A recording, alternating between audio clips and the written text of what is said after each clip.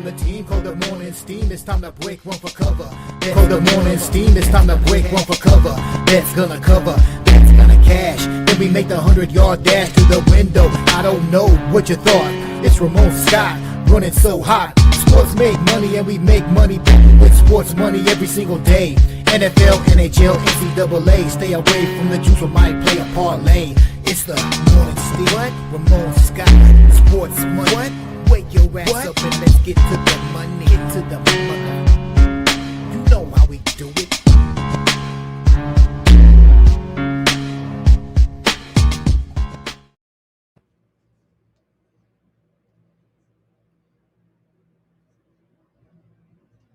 Final.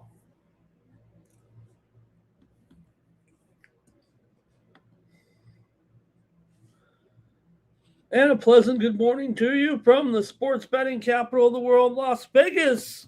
This is Ramon Scott, and welcome to the Morning Steam Show here for Friday, March 27th.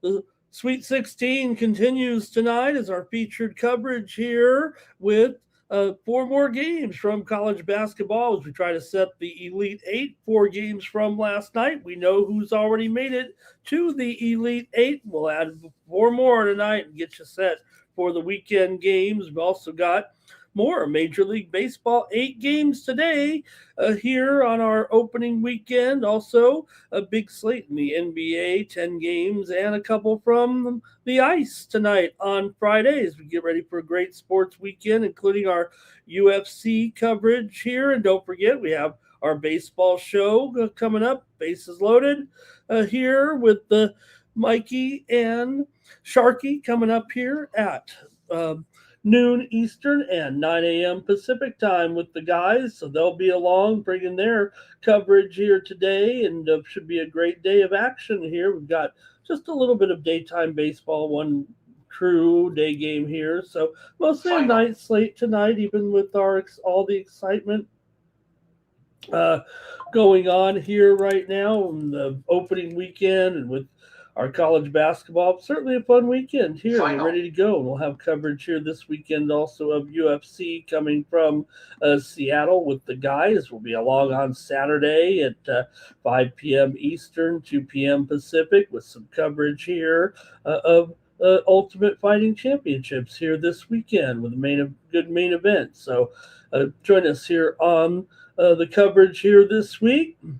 Good to see everybody here in the chat. Glad you're along here for the coverage today. We'll preview the games and review some of the games here right now. But hello to everyone in the chat. We'll greet them here and get rolling with the results from yesterday in college basketball, and also talk about the opening day of the baseball season and some of the stars that emerged here. We've got young stars in Major League Baseball. We're going to have to get used to saying their names a little bit, some of the newcomers. But yesterday, certainly here in the NCAA tournament, 4 teams advancing here, including the Illinois Fighting Illini over Houston. Wow.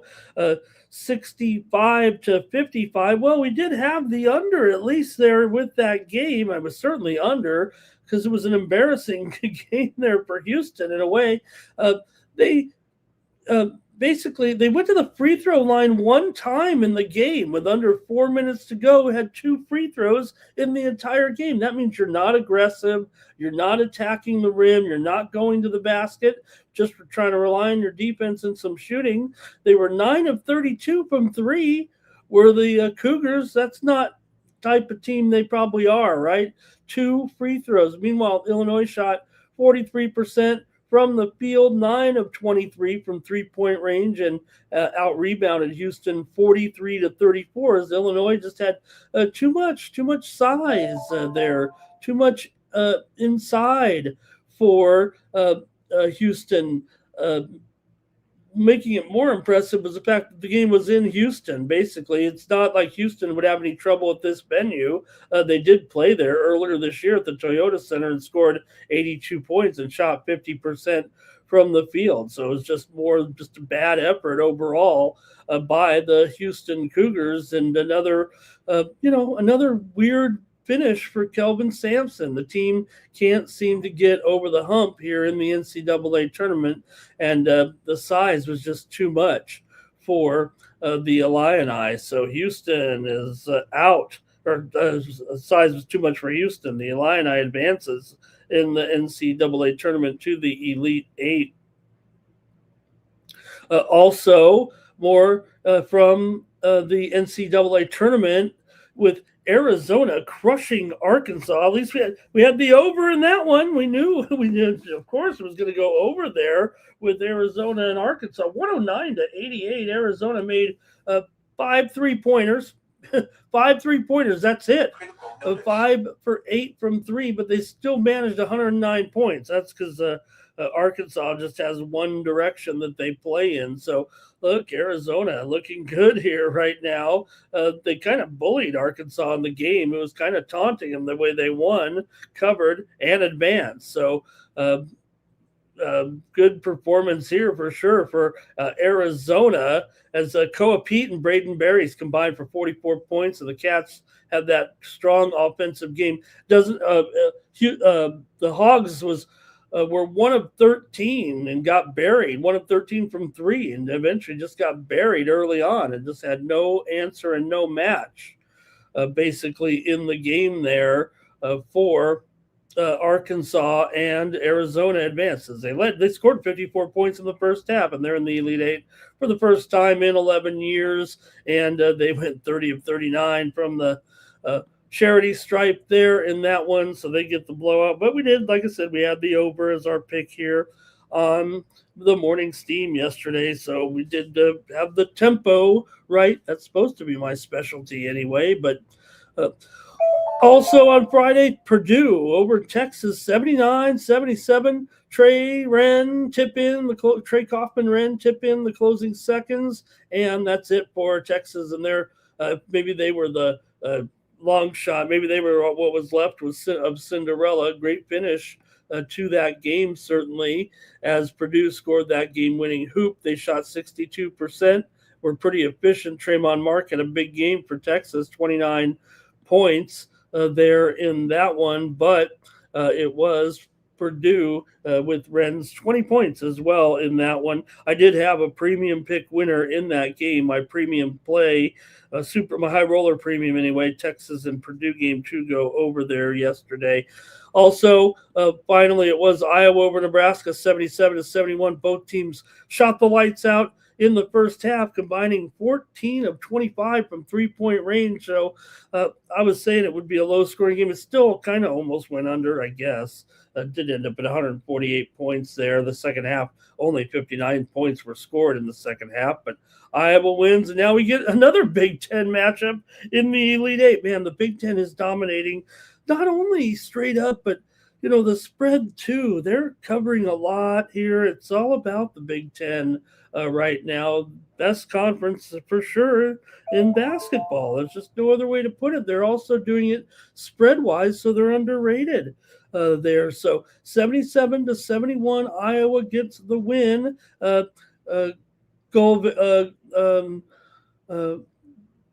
Vulgaris there, three-point play, kind of had the big shot there in the end for Iowa as they won it 77-71 to advance here. Nebraska led by 10 in the first half, and they led 46-43 at halftime, but Sturtz and company, I told you Sturtz, plays for all 40 minutes in the game, basically for the 11th time in the last 15 games, it said on the graphic. And Coach McCollum, man, this guy knows what he's doing. He won 4 national championships at the D2 level, and here he is with Iowa in the Elite Eight. We mentioned Iowa, the number 9 seed there with the cover. They're 5-0, are 9 seeds in the last 15 years. Doesn't happen often, but I don't know, something magical about the 9 seed. They're 5-0 against the spread in the Sweet 16 when they've made it that far over the last 11 years. So that's a look at the NCAA tournament. 4 more games tonight. We'll get going on that in just a moment. But first, also Major League Baseball with their true opening day there a little bit with the the run there, talking about some of the winners here yesterday, including the Mets early on over the Pirates, as the Mets got 5 runs in the first inning off Paul Skeens. O'Neill Cruz misplayed 2 fly balls into basically 4 or 5 runs in there, and the Mets were able to beat the Pirates. The Pirates still had some offense and kind of came back, but the Mets really kind of bombed them in the end as Skeens had to be removed from the game in the first inning. You'd think, why not leave him in? It's not his fault the guys can't drop the ball, but these guys that pitched in the World Baseball Classic had a little stress on their arm, and you just can't leave them in there past 37 pitches. You had to go get them. They had to go get them and not kind of overwear them out. I mean, I guess he could have went further, but some of these guys, right, we think of when the tournament was played in the preseason, and while a lot of people, a lot of pitchers, you kind of use spring training, you work up, you build up your arm. These guys had to go full bore at the World Baseball Classic early on in the spring. So they could be stressed out a little bit as far as their arm is concerned. And that affected even Paul Skeens here and some of the other pitchers as well that were a little bit shaky that did pitch in the World Baseball Classic. So there the Mets were able to knock them off and really kind of clobber them there. Carson Bengay homered in his first MLB game. Lindor walked 3 times, scored 3 runs. So Mets over the Pirates there. Garrett Crochet, 6 shutout innings for the Red Sox. Looked good. Game was scoreless after 6. Red Sox won it 3-0. Marcelo Mayer, my man, he didn't start, but he was 2 for 2. Scored twice for the Red Sox there in the win, and it was Boston winning it 3-0 behind Crochet. 6 innings, 3 hits for the Red Sox. Also, Cubs lost to Washington. The Nationals scored 6 runs off of Matt Boyd, and the Nats hit 3 home runs in the game. So blowout there in that one for the Nationals as Washington scored 6 runs in the 4th inning, took a 7-2 lead. Joey Wiemer went 3 for 5 with a home run. Nationals bullpen got 16 outs, gave up just 1 run in the game there for the Nats to get the win there in that one. It was also the Brewers over the White Sox, crushed them there for Milwaukee with Mizorowski. A big performance here for the strong pitcher for the Brewers as he rolled in his start. Impressive there for Mizorowski. Became basically the first pitcher 23 years old or younger in a opening day start to have 11 strikeouts in over 100 years. So a strong performance there for Mizorowski as the Brewers beat the White Sox in kind of overwhelming fashion there in that one. 11 Ks there. The White Sox been basically struck out 20 times in the game as the Brewers put it down on them. Cardinals over the Rays, and maybe what was the game of the day? It was 1-1 after 5 innings. I thought my under was looking pretty good there until there were 14 runs in the 6th inning. Tampa's bullpen gave up 8 runs in 3 innings. Alex Burleson went 3 for 4, hit a home run, got a standing ovation, a curtain call from the crowd, as did their rookie home run hitter as well there for the Cardinals. Like I said, you got to memorize these guys' names. I already forgot his name for the Cardinals. So but impressive win there for the Cardinals to come back on opening day. They were down 7-1 and were able to win the game 9-7 over the Rays in one of the strong performances of the day, as the Cardinals had those 8 runs in the 6th inning. It was Seattle over Cleveland. Rokia, we talked about him, David Rokia, another youngster, 2-run double for Cleveland there, but it was Seattle getting the win 6-4 late as Seattle pulled away there in the end and got the win on opening day over the Cleveland Guardians. A little bit of a rough one there for the Guardians in the end, but it was Seattle getting the win there. Also, Dodgers 8, Diamondbacks 2. Did have the Dodgers on the run line. Who didn't? Zach Gallen did kind of hold the Dodgers down early, but not long enough. And they went on for a big, easy win there, 8-2 over the Arizona Diamondbacks. Baltimore over Minnesota behind Rogers. 2-1 in that one. Outdueled Ryan there in that one. Another pitcher's duel saw Philadelphia over Texas. Well, it was a pitcher's duel, but Sanchez was strong. Christopher Sanchez, 6 innings, 10 strikeouts, no runs allowed for the Phillies as they beat the Rangers 5-3. Landed right on the total there. In that one, a good performance there. I thought Rogers' performance of the Orioles too. Talk about good pitching there. He had 7 innings, no runs. I think that's it for the highlights. Schwarber 2-run home run for the Phillies. Alec Bohm, a little bit of a story there. He had a 3-run home run for the Phillies, and then after the game sued his parents for embezzling his money. I guess he put his parents in charge of handling his money, and the parents paid themselves and then basically said, hey, we told you we were going to pay ourselves with the money. And Alec Bohm said, oh, I didn't agree to that. You guys are just taking the money. So it's got a little bit on the outs with his parents there. I told them to manage the money. Well, we'll see. We'll see in court, Mom and Dad. What an uncomfortable feeling that is. All right, I guess that's pretty much it there from the major leagues. NBA clean sweep here, I believe, here for me. Let me check it out. Sacramento and Orlando. We have the total over as our winner here yesterday on the morning steam. That was for 1-0. We also had the Detroit Pistons minus the points there yesterday for 2-0. And then we had the under with the Knicks and the Hornets there, 114-103. I went 3-0. With my NBA picks here on the show yesterday. Got to win something there. Also, NHL winners last night here on the morning steam included the Seattle Kraken with the win on the road. We had the Kraken there plus a goal and a half, but they won 4-3. Also, morning steam winner here yesterday with Pittsburgh and Ottawa game to go over 4-3. Pittsburgh got that win. Morning steam winner here, Islanders over the Stars 2-1. We had the Isles in that game. We also had the Minnesota Wild there on the show 3-2 over Florida. Sharks and Blues. We had the under. We had some winners here with the hockey there finally 3-2. The Wild got the win over the Panthers. We also had the winner here, Winnipeg Jets on the puck line against Colorado. Colorado won the game. Winnipeg covered on the puck line for a winner here on the show for us yesterday. And also had the winner here with the Edmonton Oilers on the road over the Vegas Golden Knights in a 4-3 win there. And, of course, we had the Kings on the puck line. So, pretty okay day there for sure. Their baseball was, could have done better, but we'll hopefully get more data points and information. I won't just sit around waiting for your guys' picks. I'll have something to say about it, at least here today with our baseball card. Hello to everyone in the chat. Say hello. Man, what's going on? Everybody's partying in here without me right now. Let's see what you got. Twisted is here with a bunch of plays early on here. Sheet of plays. You might want to take a snapshot of this because that's a lot of games for Twisted. Good morning to Twisted. Thank you, Twisted.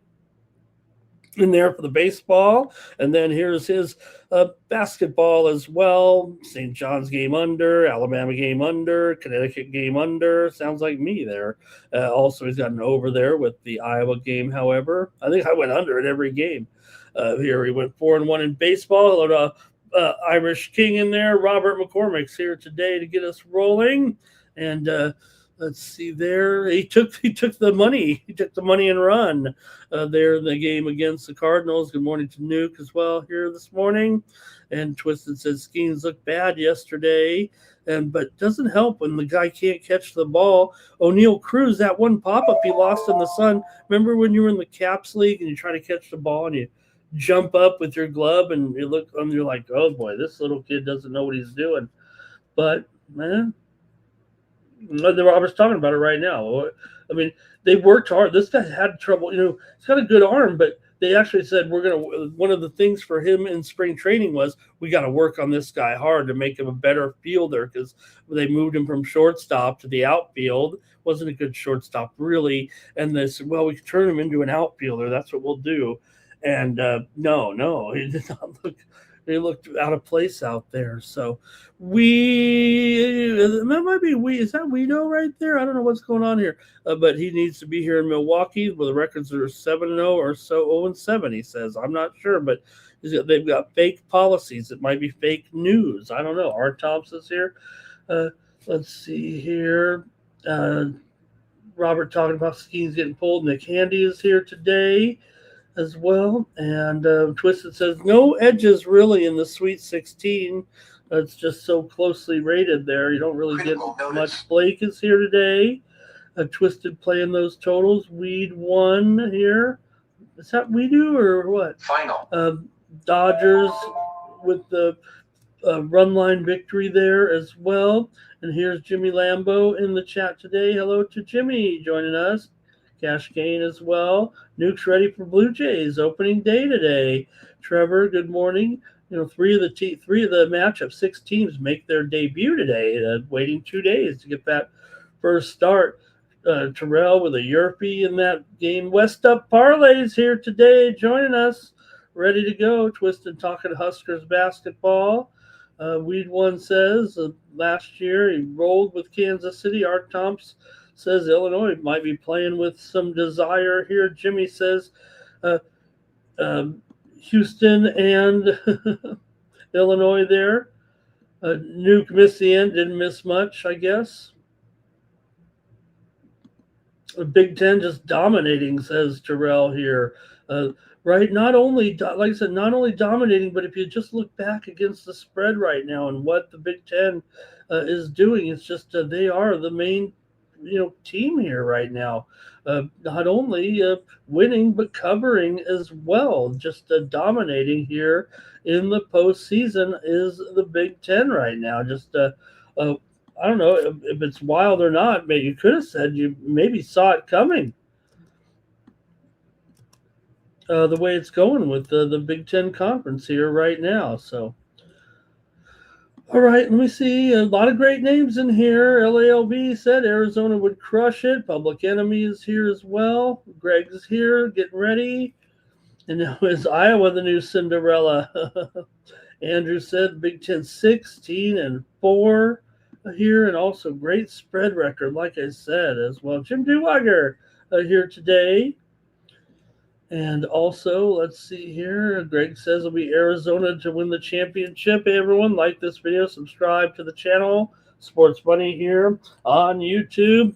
Weed One says Koa Pete with some big numbers there. Andrew says UConn won the title 4 times. They reached the Sweet 16. Don't forget, we got 4 more teams here, and you got to think that some of these teams have a chance. Arizona has not won it yet. The Great's here as well. Jim Duwag is ready for Michigan State today. And don't forget Michigan's playing. Could it be Arizona and Michigan in a showdown? And Nuke said, yeah, you know what? That's the thing, though, right, Nuke, with baseball. We know there's going to be more volatility in baseball, but opening day, like I said, you're going with your best team too, so you'd like to win on opening day. But all right, West Up Parlay, he was at Dodger Stadium there. And Nuke says, I don't know if they can beat Duke. Talking about St. John's today. Greg has it 87-80. Will Smith there with the home run. Also, Pajes hit a home run for the Dodgers last night, and everyone's taking the Dodgers and making me miserable. Okay. Andrew said those tickets are expensive to go to those games there in the East. All right. I think I made it through all the comments here. West Up's going to be putting the Dodgers in his parlay even more now. There, St. John's, they weren't perfect this year. Okay, and the Irish King as well there. Who else? Bomb suing his parents. Gary Coleman, where is he now? Not around. He outlived his parents. Let's see here. Purdue escaped. Texas fell short. Don't forget Christian Laettner's famous shot. I remember where I was when that went down. All right, and Trevor. Well, Trevor, you're right. Good point there. I think everything was kind of covered on a lot of the games here as well yesterday. So yeah, no, I didn't have any premiums on opening day. We had so many picks on the show here too, a little bit. So, and Final. is Jefferson playing for Iowa State? I think there's more and more speculation right now. I guess we'll talk about the games, but uh it's still it feels like it's supposed to be 50-50, but he's riding around that scooter with the scooter when you got your legs injured, you're riding around that scooter, your legs up on it. I don't like that one day before the game. I know you're trying to stay off of it, and that's part of the deal, so we'll see. Houston did not look great. And Greg's going back to the archives there with the famous shot there by Valpo. Okay, I think we just got to get started here. We do have kind of a busy show, but hey, you can get more picks from me. Maybe there will be some baseball. I don't know if there will, but over at winnable.com, we'll have plenty of plays this season. There, we didn't have a lot of premiums there yesterday, but I always have something going. And also, you can check out my Cover the Spread show when you subscribe to winnable.com/Ramon. Go to the free section. I send out my show in there every day as well, so you get more picks from me on video. But also, we did have some winners yesterday with the free picks. I had Merrimack in North Dakota under 6 goals in the college hockey playoffs, which got underway. Made my first pick of the hockey season. I only play the postseason in NCAA hockey.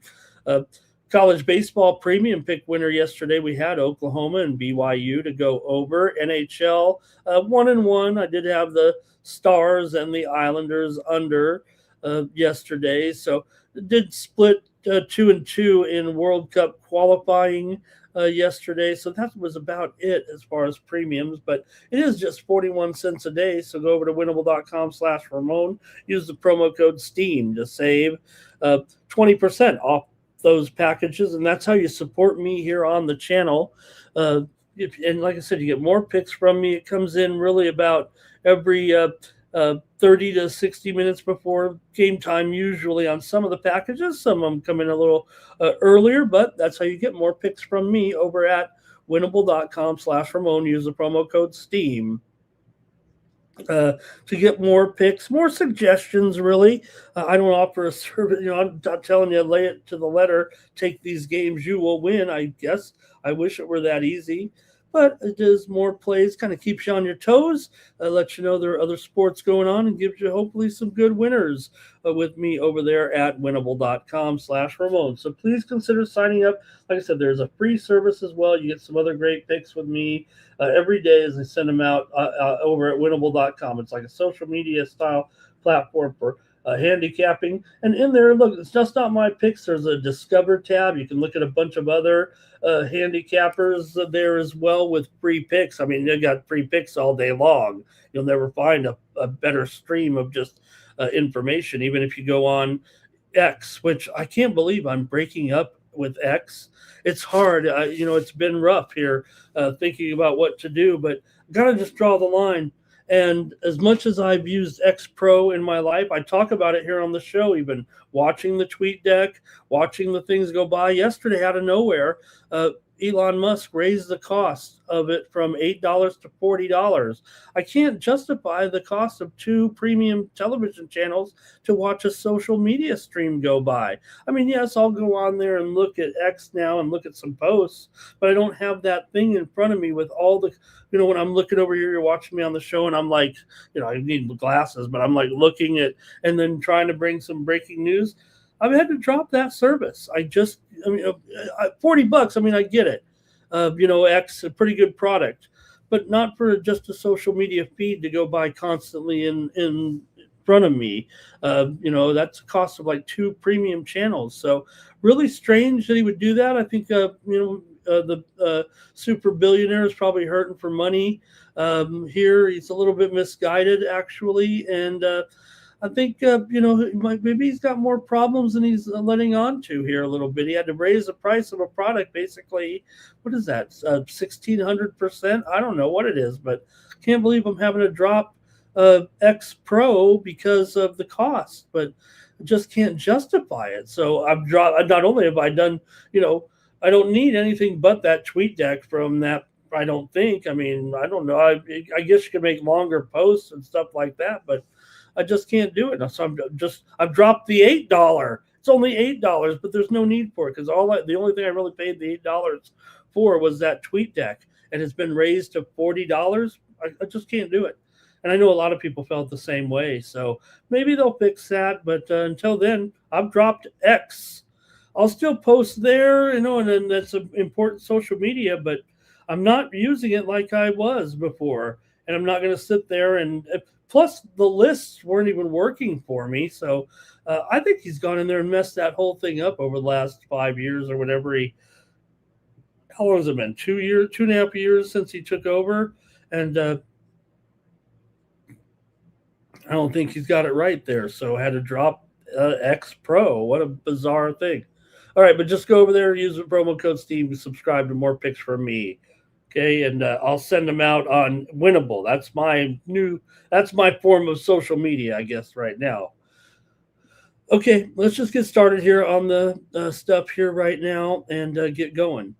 A few more comments in there. Iowa State is still alive. Man, the basketball, used to be the best thing about Iowa basketball is the girls' high school basketball when they play when they play and you got to leave one defender on the other side and let the other team have an advantage on. I don't think they do that anymore, but I think they used to play like a 5-on-4 or something like that in high school basketball with girls' high school basketball in Iowa. Okay, here we go. It was 2022. Thank you, Terrell. But can't believe I'm dropping X. I'm not dropping it. I mean, I'll still go through the timeline and everything, just on X, with whatever's going on. But like I said, you don't get that stream anymore of TweetDeck. It used to be called TweetDeck. It was free. It was a third-party app. Then they bought it to add to Twitter at the time, I guess, is what happened when it was still Twitter. And then it became, a product that was part of it, the X Pro, and now this. So, man, I'm really bummed about that because it was very important to me to find, watch that information, injury information as well. So, well, just have to change the way I get my sources. Everyone says, news, is it real? Like I said, here's what I say about sometimes with news, with fake news and everything that goes on in the world. Is it really news if it's behind a paywall? If you never know, if you don't pay for that newspaper, that news website, and you don't know it existed, maybe your neighbor's house blew up. But if you don't read it, did it really happen? So if it's behind a paywall, is it really news? I think that was my saying. Okay, let's go here. Let's not screw around. We've got to get going here. And Barr is ready to go. He's making his picks right now. And I'm not even on that game there. Let's go to the games today in college basketball with St. John's taking on Duke here to get things started. We're previewing college basketball first. Of course we are. As we get rolling here, St. John's taking on Duke, 6-point underdog in this one. Obviously someone's got to try to challenge the Arizona Wildcats. Will it be Duke? But Arizona, after looking so strong yesterday, Duke might be a co-favorite. But this is this St. John's team right now that's kind of captured a lot of folks' attention here with the way they're playing, the hot streak that they're currently on as well. And you're playing Duke here. Like I said, St. John's, when the brackets came out on that first show, I said, man, how the St. John's, I mean, are they overlooked? How can they be a 5 seed? They seem like a much better team than that. I mean, they beat Connecticut in the big game there. Yeah, it was they lost to Connecticut too in embarrassing fashion, finished with just 6 losses.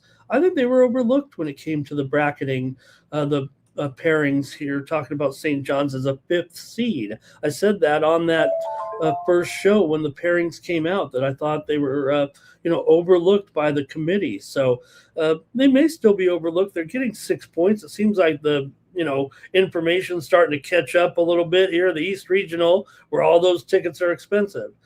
St. John's has won 8 in a row, gone 5-1 against the spread in their last 6. They've had success over Duke in the past, going 5-2 ATS long term. Also 6 of the last 7 meetings over, but I don't think they played since before the pandemic.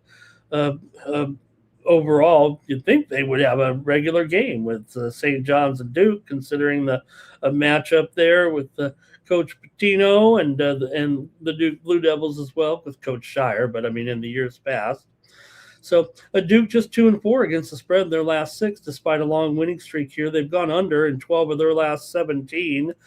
Meanwhile, St. John's has gone under in 11 of their last 12. This total is 141 right now. And, man, it does seem like these are 2 solid hardcore unders, but maybe the total needs to be a little higher. These are good teams, but they're combined 25-43 to the under.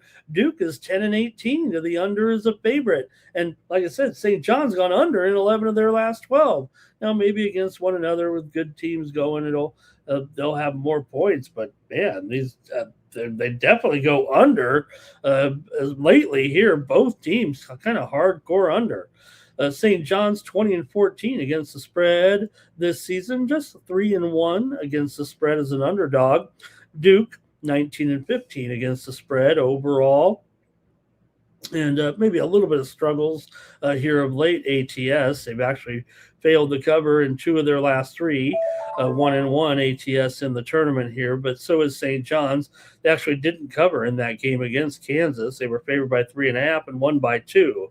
So do you think so? Do you think St. John's, I'm not saying they're a no-name team. I mean, they've got Ejiofor, and he's been around the block a little bit. Remember, he basically said before he went to St. John's that he wanted to stay with who was it with Kansas, right? And he had played his old team there. Man, he is all over the place with that team. He is a real big force for St. John's, no doubt about it. For Duke, you got Carlos Boozer, you got don't forget one of their best players missing the game. He is.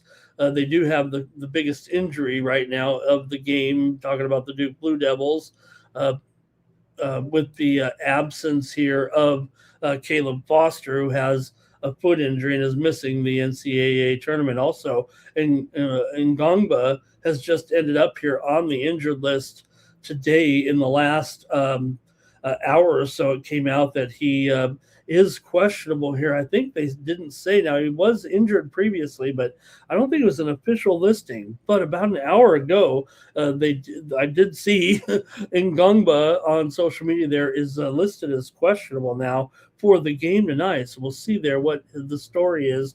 Like I said, he was battling some injuries here prior and during the tournament. So, all right, see what you got here if you want with this one. St. John's here taking on Duke in a high-profile matchup, that's for sure. Duke was 14-1 in non-conference games. They were a top 15 team in effective field goal percentage, top 10 team in effective field goal percentage defense. Their 2 losses for Duke were by 3 total points, so they were almost perfect on the season. They were 15-2 against top 50s and real strong inside shooting team, but that's kind of St. John's' specialty too. They've won 8 in a row, has St. John's, 21 of their last 22. They're a top 25 effective field goal defense in the country, 9-4 in non-conference games there. So St. John's just 6-5 against top 50 teams. They're in the elite. They're in the Sweet 16 here, I think, for the first time in this century. Rick Pitino, though, 7-1 in his last 8 Sweet 16 games. Let's go to the chat, see what you have here. I'm taking St. John's. I've already kind of, in my ESPN bracket, I actually have St. John's over Duke here. So, yeah, I've had enough losses along the way. I'm not going to win the contest there, but definitely can go up in profile if St. John's wins. In the ESPN bracket, you got to take some chances, and I have St. John's to beat Duke in this round in the brackets anyway. The brackets that were filled out before the season. I took St. John's in this.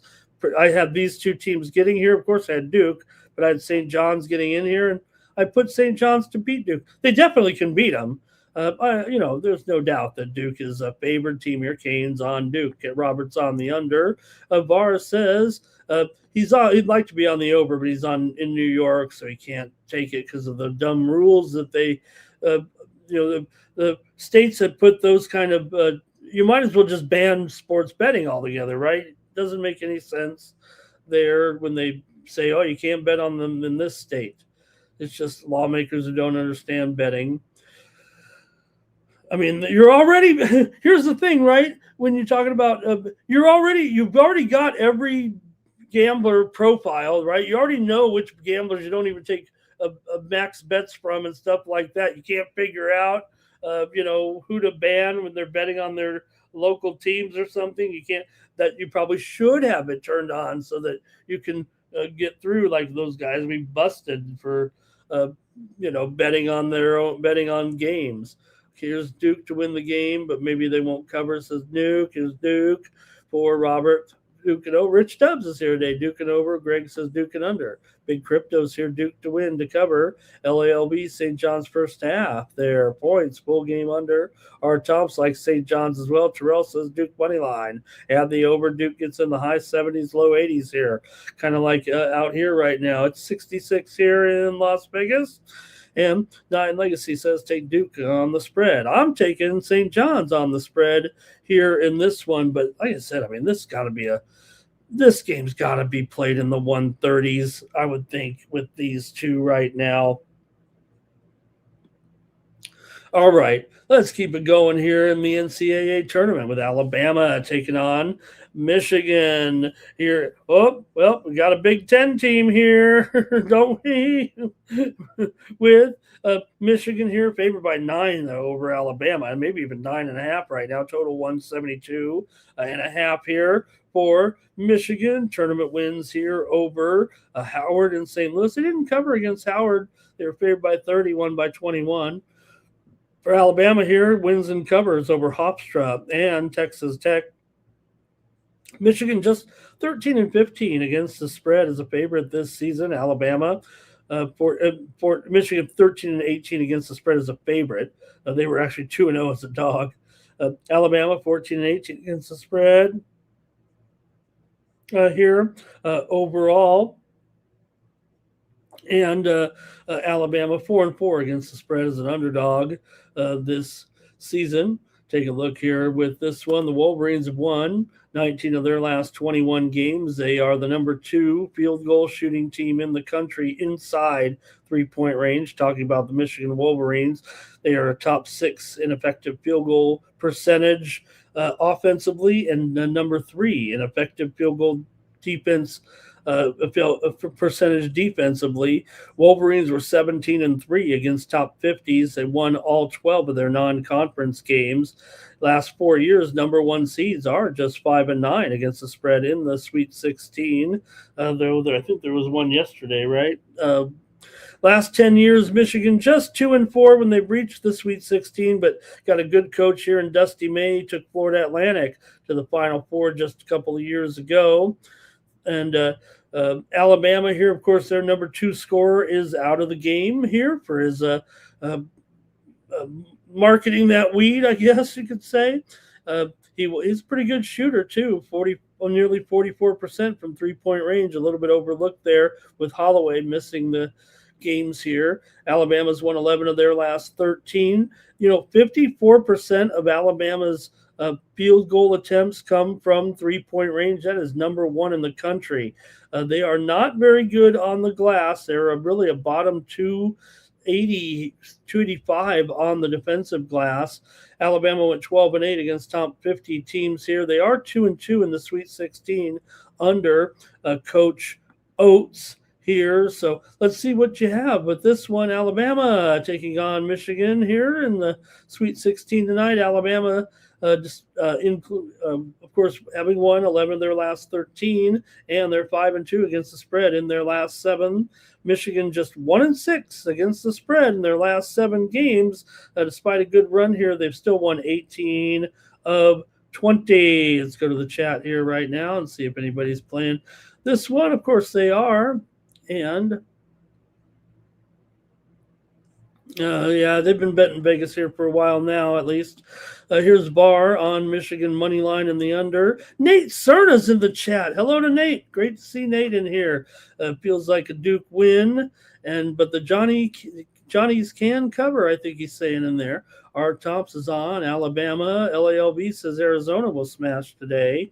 Greg here has the Michigan prediction there, and Robert says take Alabama plus those points. And Razors here this morning. What an incredible show yesterday. If you didn't tune in to the guys with the coverage of the NCAA tournament and Major League Baseball, every time a home run would come, Razor would shout it out with their score. I love that scoreboard, not just the one. I like the score bot in there. But they had the ticker going and they were covering the game. Just a great show yesterday with the guys over on Razor's channel. That was awesome with Dylon and Ixniz. Man, they had me going all night there listening to them while I watched the games last night. Really great job by those guys. Big Crypto says Alabama with the points to pull the upset. Greg's on Alabama and the over here. And Michigan's overrated. I don't know, man. These Big Ten teams, I don't think anybody's overrated here. LALB, though, has it as a blowout. 14-point game. Kane's on the over here. Twisted's on the under. Also, let's see. Greg says, don't sleep on the – thank God I'm a country boy. Var says going to be a high-scoring game. You know what? I'm going to make my pick right now, not to go against the bar here, but I'm actually going under in this game. I think 172. Look, this game has a lower total than the Arizona-Arkansas game. Maybe it is going to be an under here. I'm actually going to take the under at 172.5 as my pick. I'm going under with Alabama and Michigan, believe it or not. Look, I was all over the over in that game yesterday with Alabama and Arkansas, but I'm going to go under here in this one. Rich is going under as well. And Nate Oates' interview says we need to attack a good team like Michigan here. And let's see here, attack them early. And M the Great here is on. Oh, he's on Razor. Michigan will win, but don't cover, says Greg. Nuke says Alabama plus the points here. Bar says too much there. Like, here's the thing, right? I mean, look, I think we agree. Alabama loves to chuck it up. We know that. I mean, number one in 3-point attempts in the country. But where are the overs? If that's now they were an over team. Don't get me wrong. 18-14 to the over. I get that. But Michigan's 12-21 to the under, 12-19 to the under as a favorite. So it takes two to tango a little bit. Michigan don't tango. They do a waltz, I think. Michigan also 3-7 to the under in their last 10 games overall. Michigan does go over a little bit here of late. They've also gone over in 5 of their last 6 against SEC teams. Alabama actually 8-4 to the over, last 12 against Big Ten. I don't know if that's a stat. Let's see, Nate, maybe a red team will cover. Bama here for Public Enemy, and Greg says Michigan, they are having trouble covering those numbers here. So, all right, Bama's not going to be able to hit all those threes against a team like Michigan. So that's what I think too, and I'm going to go under here in this one, but I'm not going to doubt Michigan right now. Like I said, the Big Ten. Alabama, look, they are well coached. I think one thing about Alabama, I mean, they got some LeBaron Filan Jr., obviously a strong player. Allen, very good as well on the glass there. You talk about their ability to rebound. I think they can match up with Lindenborg and Johnson on the boards there. But, Michigan just has a little bit more complete. They got Cato as well. I think they're a little bit more complete team for sure. 9 is a lot. But, man, like I said, not only, strangely enough, talking about the Big Ten and their ability not only to win, but to get all these covers right now in all these games. Just incredible what the Big Ten continues to do here right now in the NCAA tournament. Not only winning, but covering these games. So I know everybody's going to be going over on Lindenborg and Phelan here. There'll be a lot of opportunities with the pace in this game, but be careful and watch out there. Alabama very reliant on that 3-point shooting. If they hit 40 or 45%, then they're in it all the way. But if Alabama's shots aren't falling, they could lose the game by 20 points. I don't think there's any question about that. So, okay, let's see here. Is that it from everybody in the chat there? Michigan's good at defending the 3, and they'll be more contested, says Twisted. They can shut them down. Arizona beat the heck out of Arkansas, but that was a high-scoring game, right? So, 9 legacy, Alabama plus the points, Michigan money line. They're going to thread the needle there. Full game over. All right, we got to keep it moving here. We got a lot of games today. Michigan State taking on Connecticut here in the Sweet 16. You got Connecticut, it's not 4.5, right? Yeah, that's just a typo though. 1.5 point favorite. That was just a typo. They were never 4.5.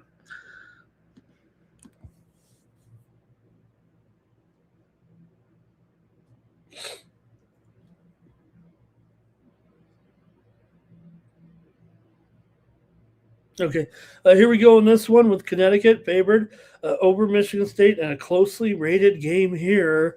Funny, Connecticut 29-5 on the year, number 2 seed here. Michigan State, a number 8 seed, 25-7 coming into this one. And maybe I don't know. I'm not saying the spread is light at all. Again, you're playing a Big Ten team after all. Michigan State 5-2 against the spread in their last 7. They've won 7 of 9. Michigan State's won. They haven't lost to a Big East team in quite a while.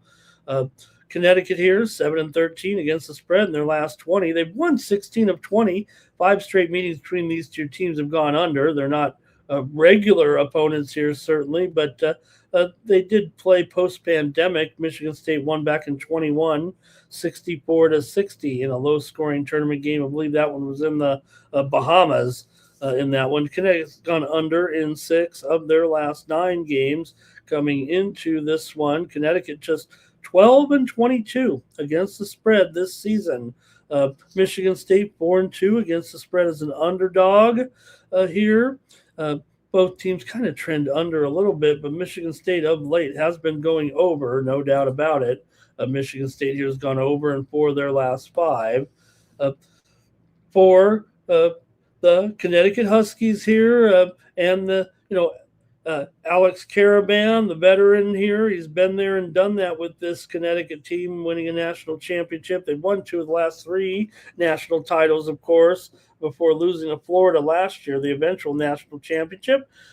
But they got a big chance here, obviously. They're 9-4 in their last 13. They've started 22-1, remember. Connecticut, top 35 effective field goal percentage on offense, but top 10 effective field goal percentage on defense. They went 11-1 in their non-conference games.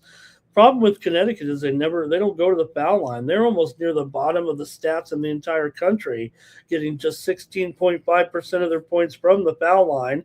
There's only basically 30 or 35 teams below them in that category. The Huskies are 8-3 against top 50s. Connecticut, one of the slowest teams in the country.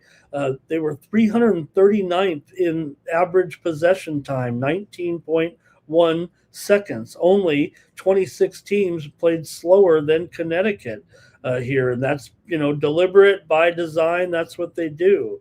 And you're up against a team here like Michigan State, not exactly up-tempo, if you know what I mean. So they're not big-time under teams, these two teams. I mean, maybe reflected in their totals a little bit here too. But as far as the numbers are concerned, the total's 134, kind of saying it's, supposed to be low scoring anyway. Michigan State was 12-1 in non-conference games. In their games they lost, they gave up in their last 3 losses an average of 90 points. That's not going to happen against Connecticut, though. Michigan State allowed more than 76 points in their last 5 losses. Spartans were 11-6 versus top 50s. And since 2019, favorites are 6-4 against the spread when the number 2 and number 3 seeds meet. It's usually a closely contested game, and usually the winning team is able to get it done. But again, it's always going to be a tight spread with the 2 and the 3. So last 3 trips to the Sweet 16, the Spartans are 2-1, and that's over the last 10 years. They've made it 3 times. So I'm going under. I mean, I think that's what happens here. I think that's what Connecticut does. They slow it down. They take maximum time off the shot clock almost every time, and then get their shot. I think this is an under here at 134 here, and I'm going to take the under as my play for sure here on the show. Maybe it's 130. You know what? Maybe I think 134 and a half, 135, 136 under at Bovada. So it's gone up a little bit, probably because, that's still a very low number, but that is a serious statistic there when you're a team like Connecticut and you're basically in the bottom 25 of possession time as far as length of possession, meaning slow possession, taking the most time off the shot clock, taking 19 seconds per possession. That's what the Connecticut Huskies do. So I'm going under here in this one. Watch out, Connecticut. Look, you want to capitalize on the Big Ten.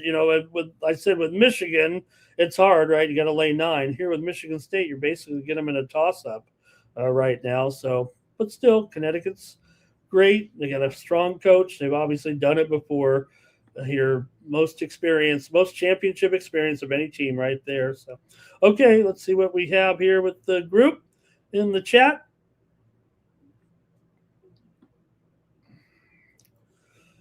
And we'll start with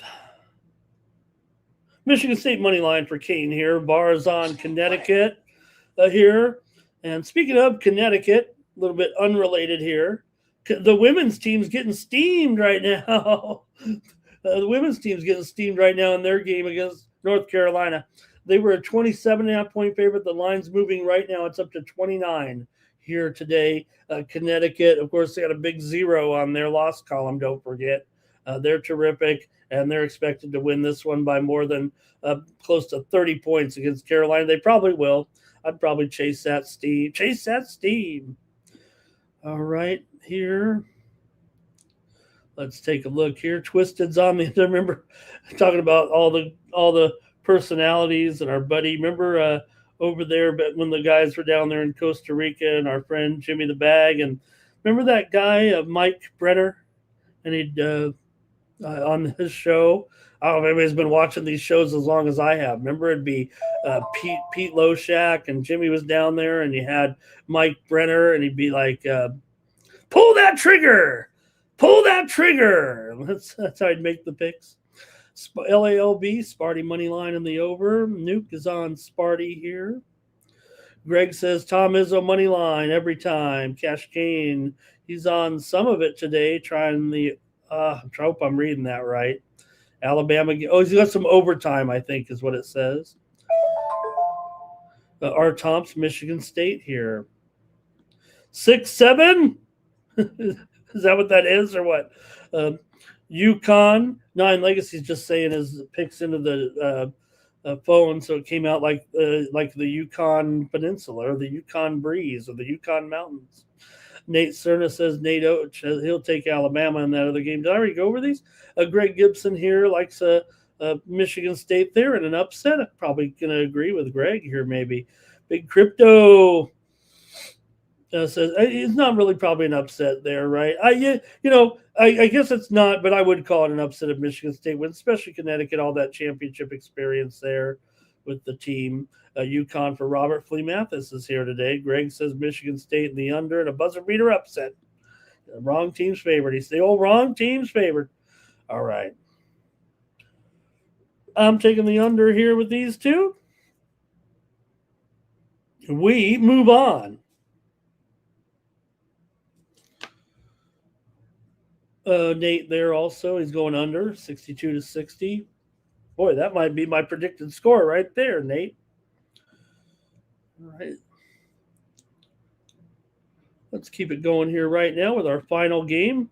Should be great. Tennessee and Iowa State. Good game, huh? With Iowa State here favored by 4 and total 140 here. 140.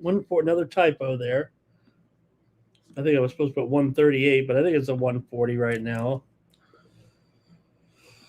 Whew.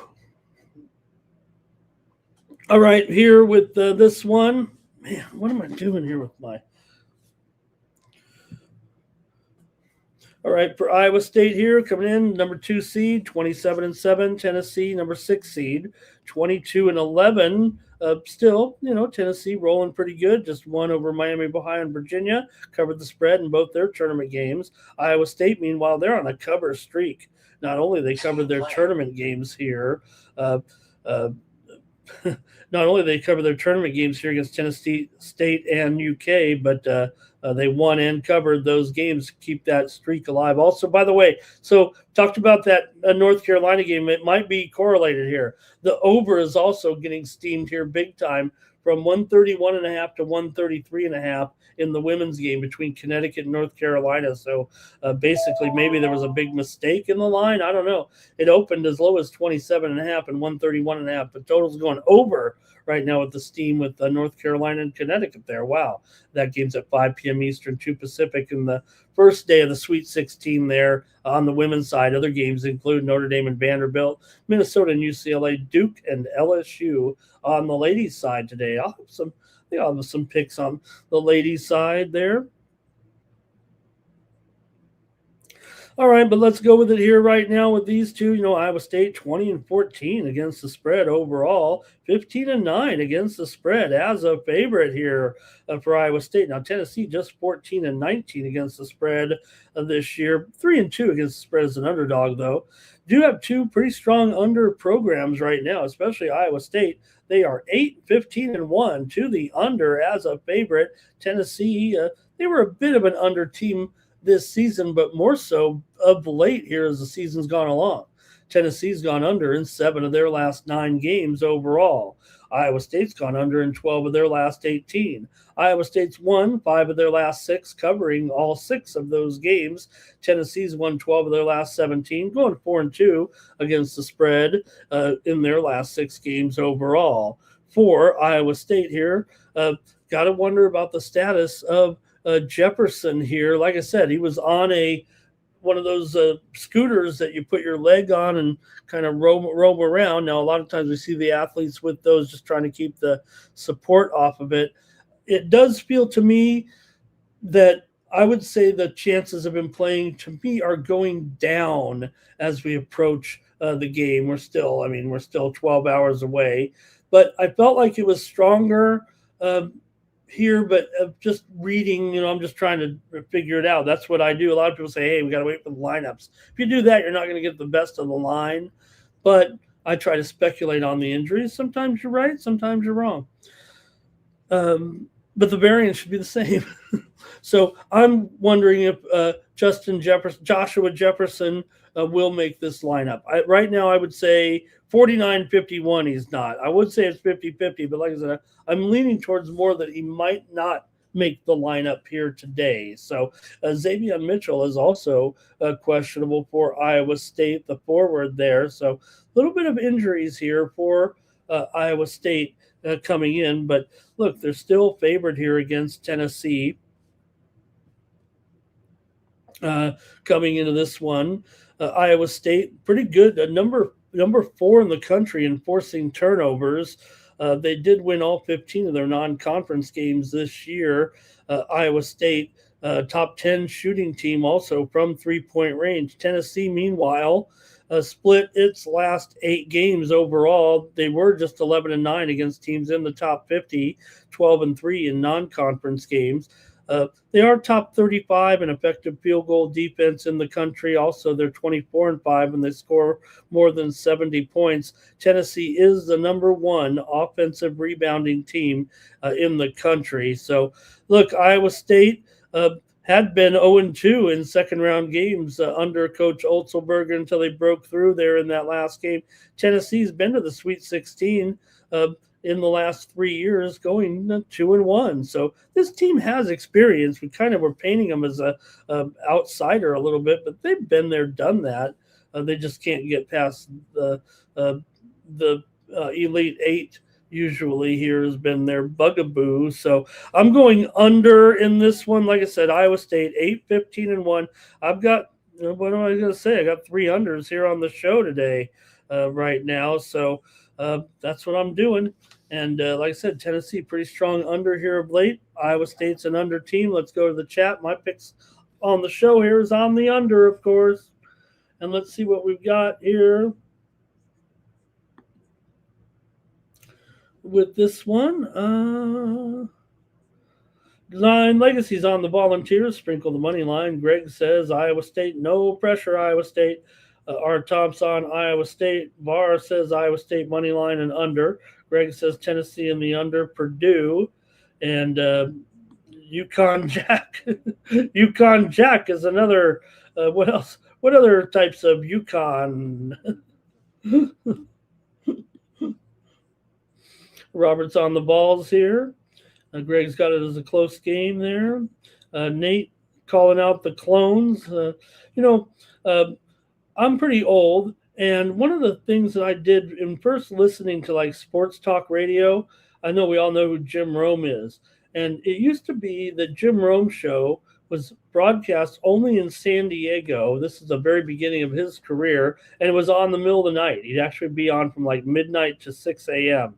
And I would call him, I tell you what, I invented half the gloss. I mean, just no respect from this guy. I'm totally down on him now. He doesn't even remember. I was one of his best callers in the middle of the night back in the day. Doesn't even remember who I am. So, Jim Rome, you left all your clones behind. Yeah, you still got the smack off, but, and that really wasn't my thing. I wasn't into the smack off, but you know what? You lost me, Jim, because you forgot who I was. You left us little guys behind, and you forgot who propped you up and showed no respect. I don't need your acknowledgement to help me know that I was there, giving you all those funny nicknames for all the guys that you used throughout the years. You just basically stole them. All right, Cyclones here for LALB. Tennessee falls short, says Greg. Tennessee and under their big crypto likes Iowa State. Could be an upset here. And AOD, what a game, that Bolivia game. Is it still on? I thought it seemed like that game went on forever. He had the correct scoreline there. And you won't call me Chris. You're not going to call me Chris, Nick. I know you're not going to call me Chris. All right. And AOD. And AOD, I hope AOD was here. Yeah, he was when I was talking about Tom Gore's possibly buying the Padres. What a great move that would be. Great for the Padres there. You got to think that Tom Gore's, look at how he's done a nice job with those Pistons. Twisted likes the over. He's going to lean to Iowa State. Betcha I will. Betcha I will. Chris. All right, that's it for college basketball. We've got 8 games on the Major League Baseball slate. Let's quickly keep moving and get into it right now with the Yankees taking on the Giants. Again, here, game 2 of the series after a day off. We're right back at it in a day game here on Friday with the Yankees taking on the Giants. It is kind of a travel spot, too. I was kind of thinking, why are they doing that? But, the Yankees are going to get a move on, I think, here's what it is. Or, I don't know. I don't think it is a travel spot, actually, right? Don't they play tomorrow? Cam Schlittler on the mound here going up against veteran senior citizen Robbie Ray. This one, Yankees won 7-0 in the opener here to get the season off pretty good. Giants didn't look too good for sure there, and maybe the Yankees did look pretty good. So they got the win there with that 5-run second inning to open up the season. Here you go for Robbie Ray. Definitely been around the block a little bit. His better days are past here so far for Schlittler. Supposed to be the up-and-comer, right? Schlittler here. Pretty good numbers last season during his I want to say late season call up, but really that's what it kind of continued to be. Now he did have some injuries in the Grapefruit League season here, a little bit of back problems, but still a huge year. ERA of 3, 1.22 WHIP, 17% K rate there over 14 starts, so pretty good there. Probably underrated by a lot of people, I would think, here right now. But hey, $1.30 on the road in this one, taking on the Giants here, following winning the first game. Let's see what you have here with these two. See what you think with the Yankees taking on the Giants here today. Only true day game here. A little bit still at 1:35 Pacific time, 4:35 Eastern here. Yankees 11-3 in their last 14 games against the Giants overall. Giants have actually lost 7 straight games at home against the Yankees, albeit they don't play here every year. There, in fact, last year's series was at Yankee Stadium. The Giants actually won 2 games there. But over the years, the Yankees have had the best of it when here in San Francisco. San Francisco has gone over in 6 of the last 7 meetings between the two teams, if that's anything to look at here. But I don't know if it is with these 2 pitchers here necessarily right now. So let's see what you think here with these two. And get your picks. Can the Yankees do it again here as a favorite on the road against left-hander Robbie Ray? Go into the chat, see what you have here. Okay. LAOB talking about the old pimp in the box there. I mean, that's what we had, I can think of so many things I was a clone. I guess I was a clone, but that's all right. Twisted's on the over. Nate's on the Spankies here. Twisted like in the lean there to New York. Nate says Judge went 1 for – did he go 1 for 5? Okay, I thought he went 0 for 5 with 4 strikeouts. I didn't know he had a hit. Giants on the spread. Judge did a home run. Could have been for the hitters too. A little bit of fatigue from the World Baseball Classic. Greg said 5-3 Yankees here. Judge has a good history against Robbie Ray. Nate says here. Let's see if I can get the numbers out here real quick without making everybody wait.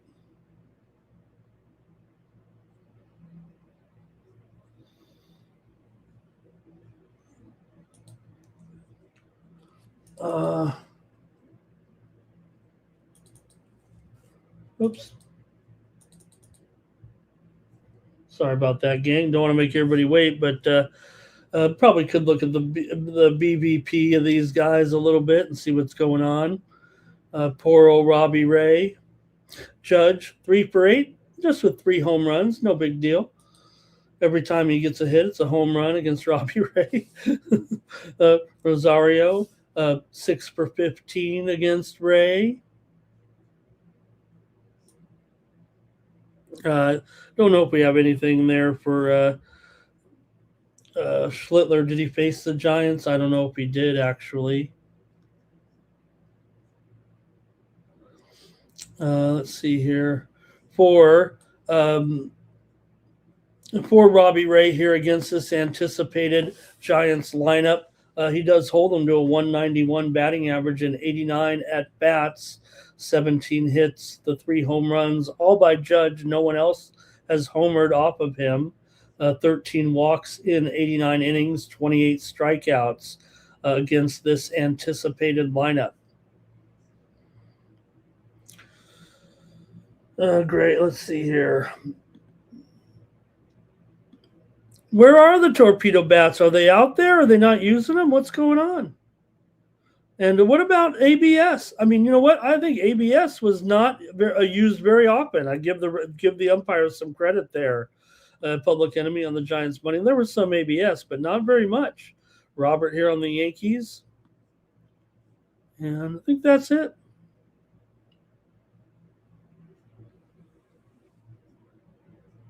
Oh, I, I think that's it. I gotta make my pick here, don't I? In this one, between the Giants and the uh, uh, Yankees here, I'm gonna take the under in this one with the Yankees and the Giants. Give me the under here with these two. Last one was a push at 7. Okay, Robert's got under first 5.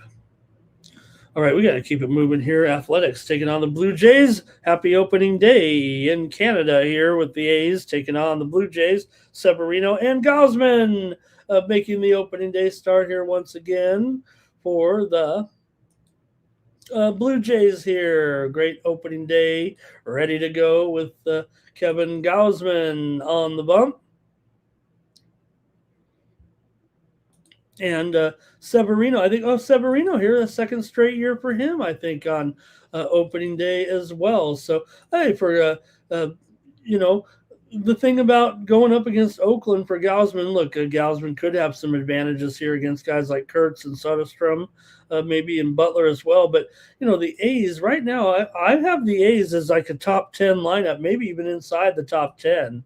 Maybe top 8 or so with Kurtz, Langoliers, Soderstrom, Rooker, Wilson. These guys are still underrated, in my opinion, from last year. Now, maybe there's some of their numbers are inflated from the Sacramento thing, but I still rate them pretty strongly coming in here right now. For Gausman here, 5th year with the Jays. He's been their ace. Come on.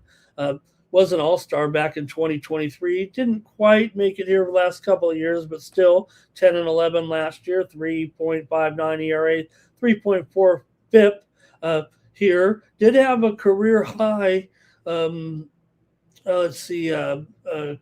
career high, 189 strikeouts and 50 walks. So 193 innings over his last 32 starts last year. So Gausman is very reliable every year, over 30 starts, 3.34 ERA over the last 5 seasons, although his trajectory is going down, 1.15 whip in that span. So look, he's still a top 30 pitcher, I believe, in the league here right now.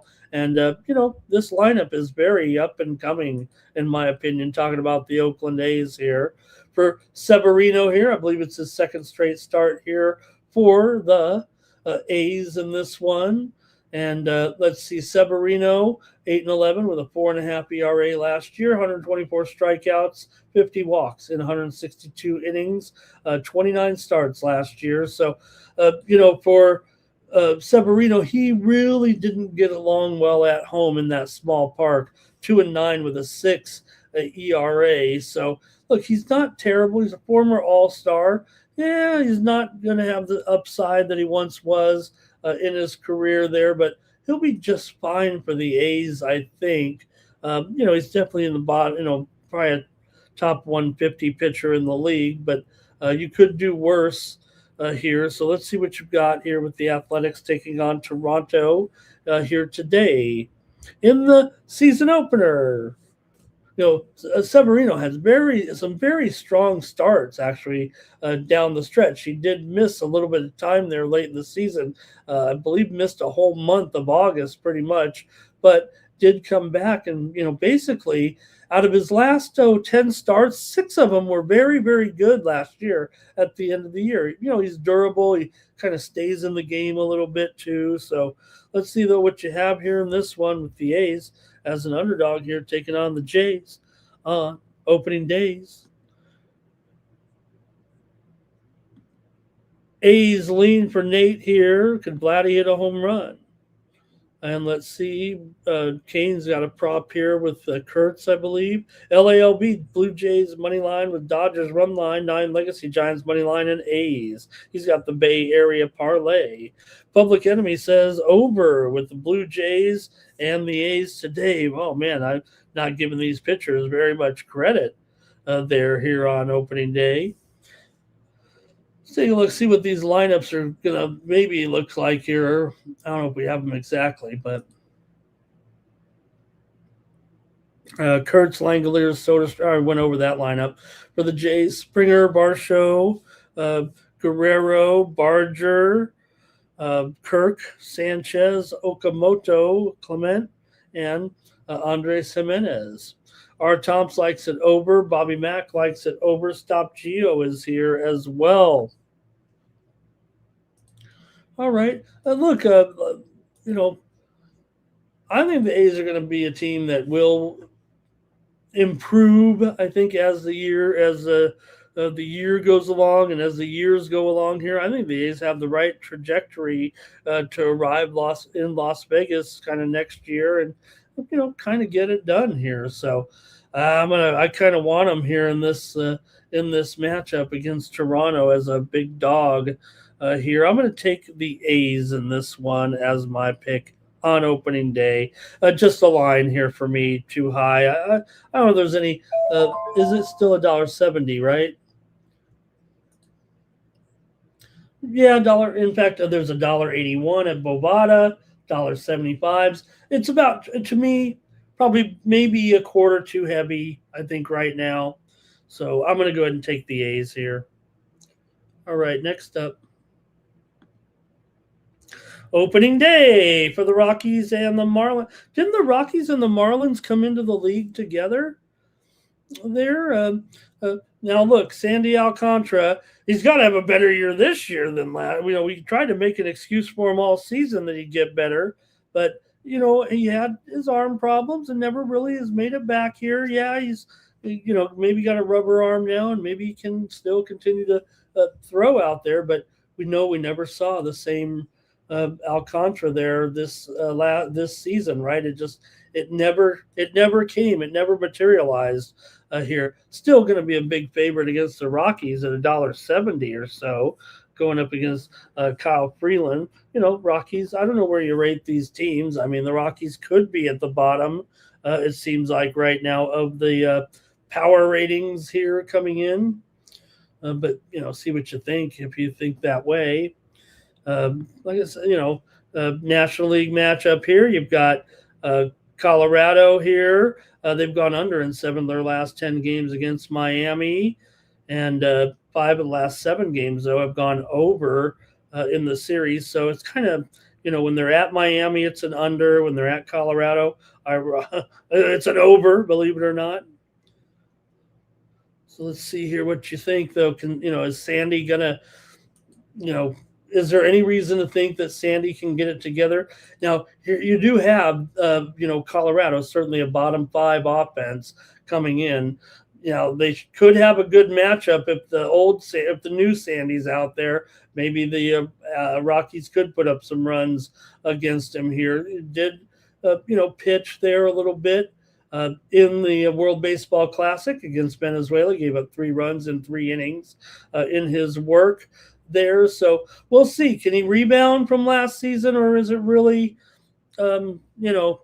just on the downside? He's just going to be an okay pitcher. To be this type of favorite, even against the Rockies right now, I'm not so sure. Kyle Freeland is a veteran, even if he's not great. Miami, probably a top 15 lineup here, but good matchup for some of these guys like Xavier Edwards, also Agustin Ramirez, also good matchup for him, and Lopez as well in there, good matchup for him. So Freeland obviously been around the block here, but gets another opening day start, his 5th of his career. Had 17 losses last year, which was I believe a league high. 5 ERA, 1.42 WHIP. 31 starts last year, so it's hard to trust the Rockies starting pitching, especially at home, but maybe on the road it could be better, but not for Freeland. He was actually worse on the road last year than he was at home. So at a 4.5 ERA in his career here. So let's see, though, pretty big price no matter how you look at it. I don't know if Miami's making strides this year to be super competitive right now, but let's see what you have here in this one. With Colorado and Miami here, they probably could still do it. Talking about the Marlins here. Here we go. We've got some picks Greg said 5-3 Miami. Here's a lean to the over for Twisted. And 9 Legacy likes Rocky's run line in the under. Robert's on the Marlins. You know what?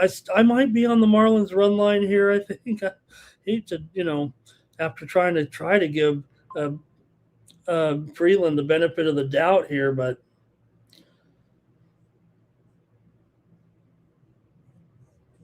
just not sure. Let's see here. Twisted said could be a new Sandy. Rocky's money line for Public Enemy -170, just too much. And hello to Sharpie in the chat. Thank you to Sharpie here today.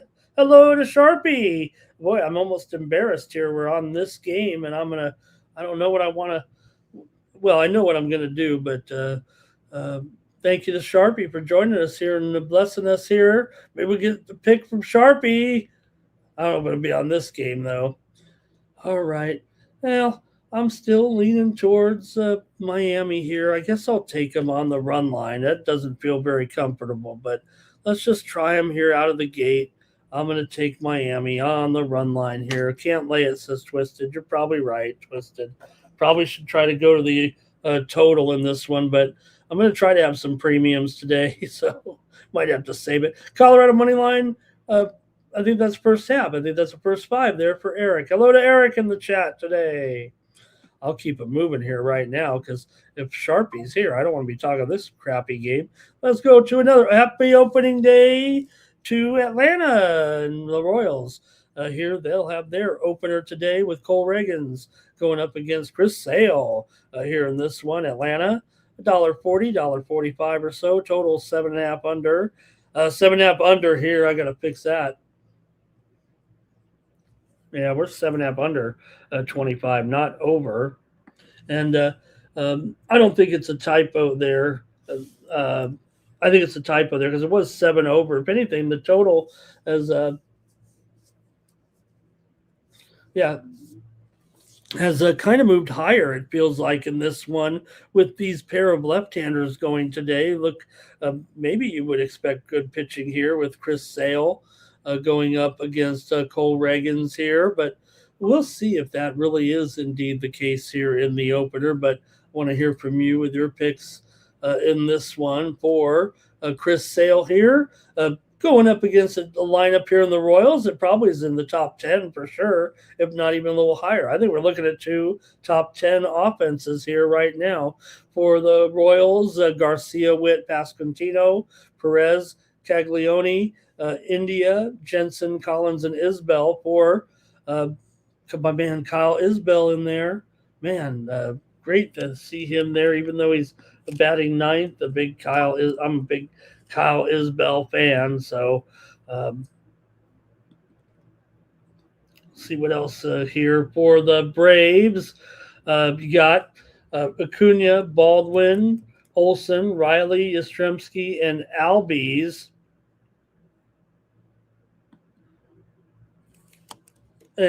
Smith, Harris, and Dubon coming into this one. So see what you got here, but want to hear from you guys in the chat in this one. Chris Sale, another opening day assignment here coming into this one. Sale, second straight opening start with Atlanta as well, the 7th of his career for the left-hander in his 16th season, the 9-time All-Star, 30% career strikeout rate, 6% walk rate.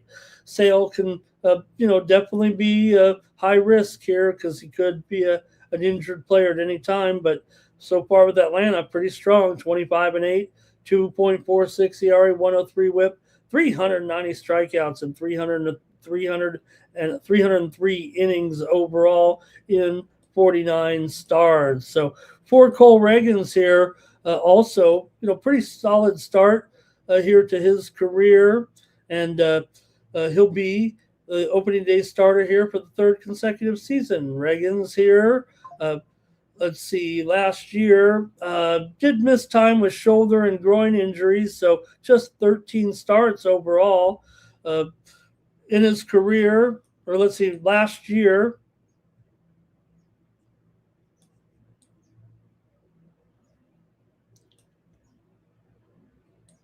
Let's see here. Oh, lost my spot. Oh, here it is. Okay. In spring training this year for Reagans, 10 and 2/3 innings, 10 earned runs, walked 3, fanned 15. I'm not going to worry about that right now, but look, you got to think he's going to be up here among the top pitchers in the league. But let's see what you got here in this one with the Royals taking on the Braves here, opening day in Hotlanta. Let's go to the chat and see what you have with this battle of left-handers here.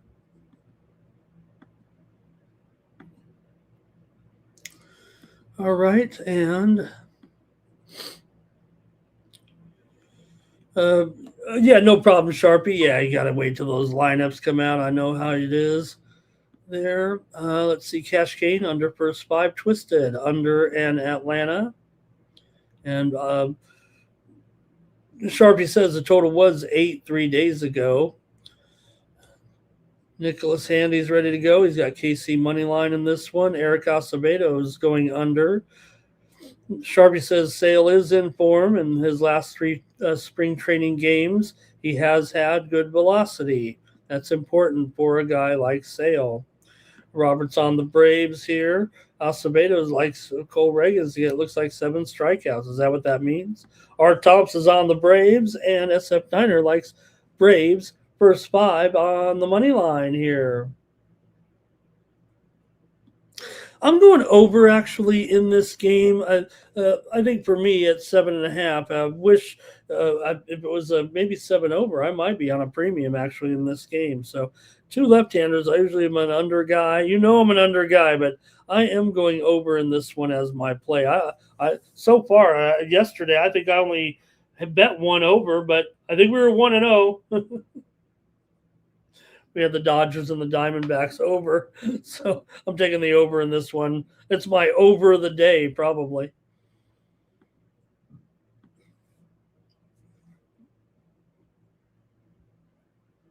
The old Angels and the...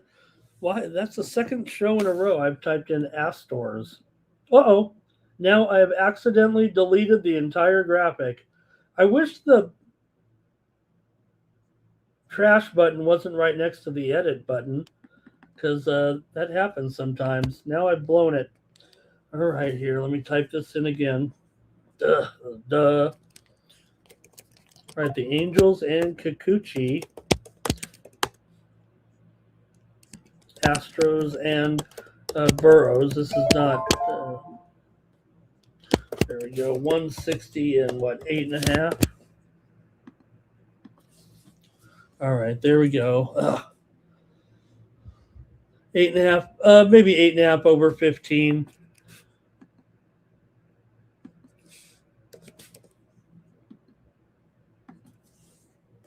There we go. All right, UC Kikuchi, the veteran, often lit up, but goes out there and does his role here. Plenty of innings from Kikuchi for the most part. He's just facing. Now you do have 2 lineups here that are bottom of the barrel. I mean, there's just no other way around it. Both these lineups are bottom 5 lineups here. Even the Houston Astros, yes, I think they are. Kind of a bottom 5 lineup is the way I see this team right now. Altuve, Alvarez, Paredes, Correa, LaPerfido, Smith, Walker, Diaz, and Myers. You got the veterans in there, but really, are they making any strides here, really, or improvements, or they're not getting any younger? And maybe is the way to look at it.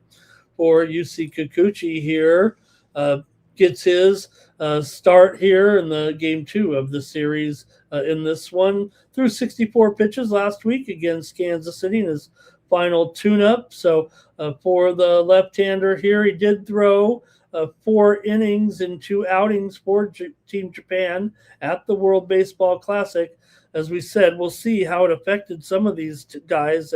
You really throw hard there so early in March at the World Baseball Classic. Did we see a couple pitchers yesterday kind of underachieve or not have their best production because of their participation in the World Baseball Classic?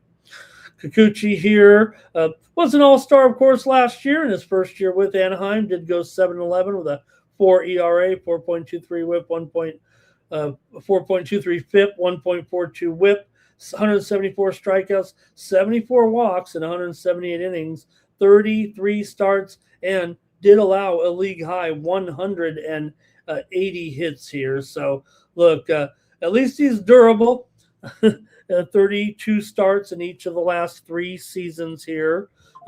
For Burrows here of the Astros here, did have a little bit of an injury there late in the spring training here to his left calf, but I did think they said good to go here. No reason why it wouldn't be, but something to consider. Will he be 100%? Is he just kind of going through it here a little bit? The former Pirate came over to Houston, 2-4 record, 3.94 ERA, 1.24 WHIP, 19 starts in 2025. There, 18 innings pitched in spring training, 1.5 ERA, 106 WHIP, 24% K rate. So, look, I don't think Burrows has a lot of upside here, but he's found his way into the rotation of a Houston team that has expectations to be a contender. But are they fooling themselves? Is this offense just not good enough here coming in? So, look, I think Burrows might be kind of an overlooked pitcher for the most part, but they, like I said, they just probably don't have the offense right now in Houston. And quite frankly, this price looks a little bit expensive for a team that got shut out yesterday by Soriano. Give him credit, but the Angels did get the win. And, the Angels aren't going to be great, and they shut them out yesterday. So I think this one looks like it's priced a little bit too high. The rent is too high. Let's see what the chat says. Did I miss all those Braves plays in there from the game? Jim's going over here, I think. Kane's on the Astros. 9 Legacy, Braves money line, Astros run line, and Robert McCormick allows the Angels on the first 5 run line there in that one. All right, I'll take a look here with my pick here with the Angels. Look, we were on the under there yesterday. What else? I took the Astros, so that wasn't good. But I had the under as a high roller premium yesterday. Let's see what you got here. Is that it from the chat in this one? All right. I think I'm going to take the Angels here on the run line. Again, I'll try them again here. Look, I don't know if this Astros lineup has the Angels are minus $1.50 here on the run line. It's no bargain here, I guess. Got to lay a little bit here, but I'll take plus 1.5 at minus 150 today. Let's keep it moving here in the major leagues because we got to go to the Padres, and I got to lament here the loss. Definitely did not look great. No doubt about it there, giving up all those runs early on in the first inning to Detroit. Detroit looked awesome. Framber Valdez now goes for the Tigers. Good combo here, getting Framber. This is what Detroit's wanted, to have a great 1-2 solid combination, and that will help their chances, no doubt, going up against Michael King here. Can King stay healthy, it feels like right now, and is he healthy coming into the season? Are the Padres pitchers not healthy? But this is important for Framber here in the second game of the season, making his first start here after spending the first part of his career with the Astros. 3-year, $115 million deal here. So, look, it doesn't get much more reliable as far as left-handers are concerned than Framber here. 4 consecutive years of 176 innings pitched, at least 169 Ks and an ERA under 370 consistently, amassing those numbers over the last 4 seasons. So last year, 192 innings, 31 starts, 13-11, 3.66 ERA, 1.24 WHIP. So look, top level ground ball rate here, and limits the home run damage. Maybe the WHIP is a little bit higher than you might want from him, but I don't think you're going to take any trade-off there, as you know what you get with Valdez, and you know what you're going to get with him. He's going to be great in Tiger Stadium, and no doubt about it. But Valdez certainly very, very strong in position here, and they're an underdog against the Padres. And let's see what you got. I don't know. I don't want to fade my Padres, but I don't know if this is the right. It seems like you got Framber in here, the left-hander going up against the Padres right now. Michael King, certainly missed time there after he was sidelined in mid-May. Couldn't even come back until August. Made one start, had to go back to the injured list, came back, and then his trajectory at the end of the season was just a downhill trajectory. So I don't like the Padres in this spot. I don't think I could take them here as a favorite against the Tigers. I had the Tigers yesterday against my Padres, and when you know your team, you know your team. So I'm taking the Tigers again. I know the Sharps are going to be on the Padres here, but I can't do it. I'm taking the Tigers again here. I'm not burying my Padres. I think they can still compete. I don't think they're as good as last year. I think they've got an uphill climb. I think the sale of the team is kind of weighing the team down as well. I think the enthusiasm is going to be waning here. I don't want to call it doomsday scenario for the Padres. They can, they've got some players to get some momentum. They need some pitching. They need some starting pitching. They just don't have enough of it. Joe Musgrove, will he ever be able to come back from any injuries here? I'm sure he's going to try, but he starts the season on the injured list here right now, and we're a little bummed. I don't know. Padres might have trouble here, even trying to get to the postseason. See what the chat has. Not much here. LALB, Tigers first 5. And Tigers money line all day. Says Stop Geo. And Public Enemy, Astros on the money line, back on that other one here. But Robert's on the under here.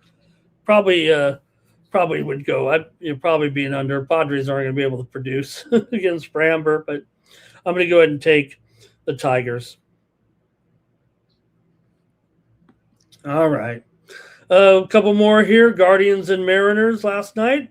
The Guardians were able to get the 6-4 win on the road there yesterday against the Mariners. So they started off 1-0 here with the road victory. And we'll see here with Gavin Williams going up against George Kirby. Pretty good pitching matchup here on day number 2 of the season here. For Williams here, he's definitely facing probably a top 5, top 6 lineup coming in these Mariners. Yeah, they don't. They might be all slugging here, but Gavin Williams, a good season in good spring training here. Last Friday against the Angels, allowed 2 runs, 1 earned, 4 hits, walked none, struck out 5 in 3 2/3 innings. There looked pretty good for the second straight appearance in spring training. And that's a pretty big deal since last year he struggled so big time, walking 1 man every 2 innings last year. He did go 12-5 with a career best 3.06 ERA, 4.39 whip, 1.27 whip, 4.39 FIP there, but just too many walks. Career high 173 strikeouts in 31 starts. And the big thing was in 8 innings in spring training, he did just have 1 walk overall. So, look, he finished strong last year, did Williams, and he could be, kind of a big contributor. He had some really strong performances late in the season, mostly against the Tigers every time. He was mowing those guys down and making them miserable. For George Kirby here, he's getting an easier assignment. Cleveland is probably a bottom 5, bottom 6, bottom 7 offense here, maybe coming into the season. So Kirby here has been very consistent, and you know what you get kind of with Kirby here. But look, he's been bothered by shoulder problems a little bit, but Kirby did go 4.21 ERA, 1.19 whip after returning from injury last year. Felt like he got his stuff back for the most part. 137 strikeouts in 126 innings, made 23 starts overall, a career best 26% K rate, but also the highest hard hit rate of his career, 44%. So, look, I think Kirby can come back and have a nice year this year. Uh, his walk rate did go up, but he's still pretty strong with that walk rate. I mean, still just 5.5% last year. He really was one of the baseball's best in that category. Still very strong. So, look, he's got to make some. He's got to strike out more guys probably, but still pretty good starter here. And this total is I think it's lower than it's 7, maybe even shaded to the under here. 165 and 7 here in this one. But you saw Cleveland get the win yesterday, and here you see again another high price here. In fact, is it up to $1.75 right now? What are we talking about here? I mean, look, I know the Guardians this offense isn't great, but they did come through yesterday, and now this total's gone up again. I mean, this line has gone up again here right now. And, Cleveland got the win yesterday. Let's see what you've got here with this one. I'm just going to go under here with Cleveland and Seattle again. I lost yesterday with the under. Might as well try another one. Give me the under here. Roberts on the Guardians on the run line, and Cash Gaines on the Mariners' first 5 here. All right, it looks like the chat's slowing down a little bit. Let me just keep it moving here. We'll be done with the baseball in no time. Dodgers here taking on the Diamondbacks. Emmett Sheehan and Ryan Nelson in this one for Arizona. Dodgers clobbered them yesterday 8-2. There a couple home runs there for the Dodgers. Emmett Sheehan here. Look, he's making the start. Second day of the season here. You got Emmett Sheehan facing about a mid-pack lineup here, that's for sure. But for Sheehan here, makes the rotation. What can you say? Last year, 12 start. Last season, made 2 starts this spring. Last year, 2.93 FIP, nearly 11 Ks per 9, although 2.70 walks per 9. But Sheehan here, I don't think he's necessarily the number 2 starter in this rotation, but I think right now, the way the Dodgers rotation is coming in, I mean, you got guys like Sasaki right now, and if Blake Snell ever comes back, he's probably the number 4 guy or so. So we'll see. Snell's going to be out for a little while for sure. So Dodgers may end up. They got too much pitching. That's what they're going to have like 6 starters, and they'll be running out all kinds of crazy. I think they'll be a little bit unorthodox this season outside of their superstar, outside of their stars there a little bit. And whatever Ohtani decides, whatever they decide to do with him here. So let's see what you have, though, here with Arizona taking on the Dodgers here. For Arizona, they've lost 4 of the last 5 to the Dodgers overall. I think maybe it's 5 of the last 6 dating back to last year. Also, 4 of the last 7 have gone under when playing here in LA. I don't think there's much to that, but let's see what you got with this one with the Dodgers here taking on Arizona with Ryan Nelson and Sheehan here. For Ryan Nelson, pretty durable. Look, Dodgers, I don't have them as the top lineup in the league, that's for sure. I'm probably top 10 coming in with this Dodger lineup with Ohtani, Tucker, Betts, Freeman, Smith, Muncy, Teoscar, Pages, and Miguel Rojas. So let's see what happens here. It seems like Nelson gives you just consistent outings. He's never really overwhelming or anything, but can give you plenty of innings here. I just think the Dodgers probably crush them again. I'm going to take the over. I'm taking the over in this one. I had an over on it last night and scored. Let's take it again. I'll have 2 overs today. There it is. I've got the over in the Dodgers and Arizona again tonight. All right, Mariners will win today, says LALB. Cash Gain likes Mariners first 5 money line. Robert says go over in this one. West Up Parley's got the Dodgers on the run line, and Luca over 32.5 points. Cash Kane says he likes the over. He likes the D-backs to get some of the runs here today. Hey, I needed those. I took the over last night, had a winner there with a super high roller premium. We did have the Dodgers here on the show, but needed every one of those 2 runs there from the Diamondbacks. Okay, that's a look at the major leagues here today. Going to go on to basketball right now. We will look at every game, but we're not going to go too slow here. We got the guys coming up in 45 minutes with the baseball show here. Public Enemy did take the Dodgers and Diamondbacks over in there. Public Enemy also on the Mariners minus a 1.5. Let's go to basketball now in the NBA, where we've got the Clippers taking on the Pacers here. Clippers on the road. Laying a big number here a little bit in the tankathon in this one. So do have the Clippers.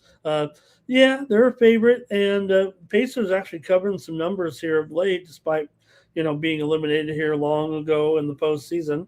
Pacers actually won 4 games in a row against the spread, although they have just 1 win in their last 19 games.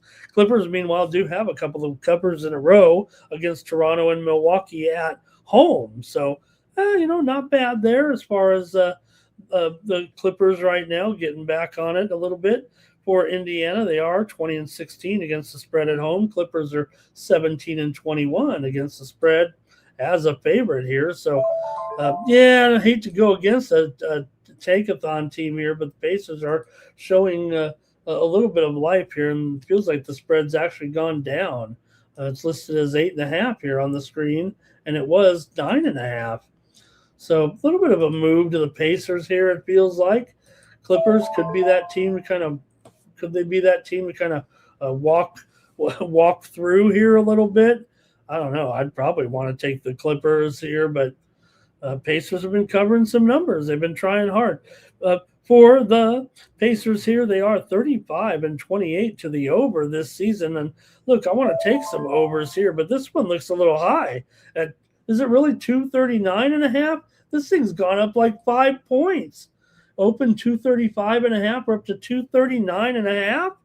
I'm going to go under. I'm saying a little too crazy here. A little too crazy on that move to the over. I'm going to take the under in this one. And let's see here. Clippers for Public Enemy. West Up Parlay says he's got the Dodgers on the run line and over with Freeman getting a base hit. Cash Kane's going over here in this one. And I think that's it from the chat. We're moving quickly here with our NBA coverage. Heat and Cavaliers in a good one. The Heat just beat the Cavaliers.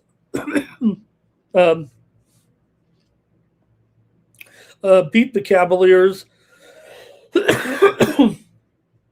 Pardon me, in the last game. They beat them 120-103 2 nights ago here in Cleveland. And this is the Heat. This is their specialty here. The Heat, 43-29 ATS, 22-13 ATS on the road, 22-13 ATS as a dog. Meanwhile, Cleveland just 20-39 against the spread as a favorite, 13-24 against the spread at home, 2-8 against the spread in their last 10. You got one team always covering the spread, that's the Heat, and one team in the Cavs that doesn't cover the spread. Now, doesn't mean they're always winning them all. Miami was on a losing streak before they beat Cleveland last game. And look, they kind of needed the win. In the standings right now, currently, as we get down the final 10 games of the season here, you have the Heat basically in 10th place. They're going to the play-in. We know that. We've been harping on it the whole time. They're actually tied with the Hornets, tied with the Magic for 8th place. So these teams are going to jostle a little bit. We'll see. The Sixers are in there as well. Basically, the 5 through 10 seeds are, it's kind of a who's gonna make the play-in and who's gonna make the regular field. Got to come in as high as you can, right? So, got the Cavs here favored by 5 total, 241.5. It's even 242 right now. But look, it didn't go over the first time. Is it supposed to go over again now? It came way short Actually, it was only 220 something points, 223 in that last game, as it went 20 points under the total. Is that going to do it again? These guys aren't like big time overs here. I just know we're getting a lot of overs right now, no doubt about it. But the fact that they only went for 223, what makes you think they're going to go for 20 points higher than that this time? The familiarity of the matchup. Miami here is 21-15 to the over as an underdog, but Cleveland's 14-23 to the under at home. Call me crazy, but I'm going to go under here in this one. Maybe, is it like what they, maybe Miami's going to lose, right, because of revenge, right?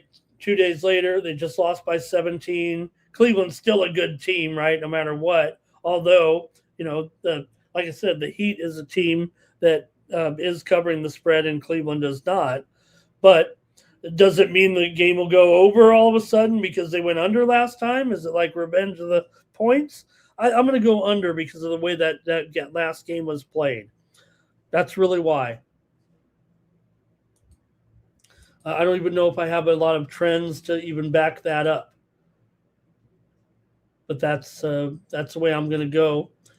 Let me see here. I think that I can cover it a little bit here anyway. Now, Miami's gone over in 5 of their last 6. This series has gone over in 9 of the last 12. Like I said, the only thing really going for it is at Cleveland. That is a pretty solid under 14-23. Like I said, the totals are, the numbers, the final scores are getting higher here late in the season. But I'm going to try another under here in this one. Give me the under with the Heat and the Cavs. Cavs money line for Cash Kane. Under for Cash Kane. Heat money line for Public Enemy. Robert's going to go under in Heroes prop here, and he likes the Cavs to come back and bounce back against them here.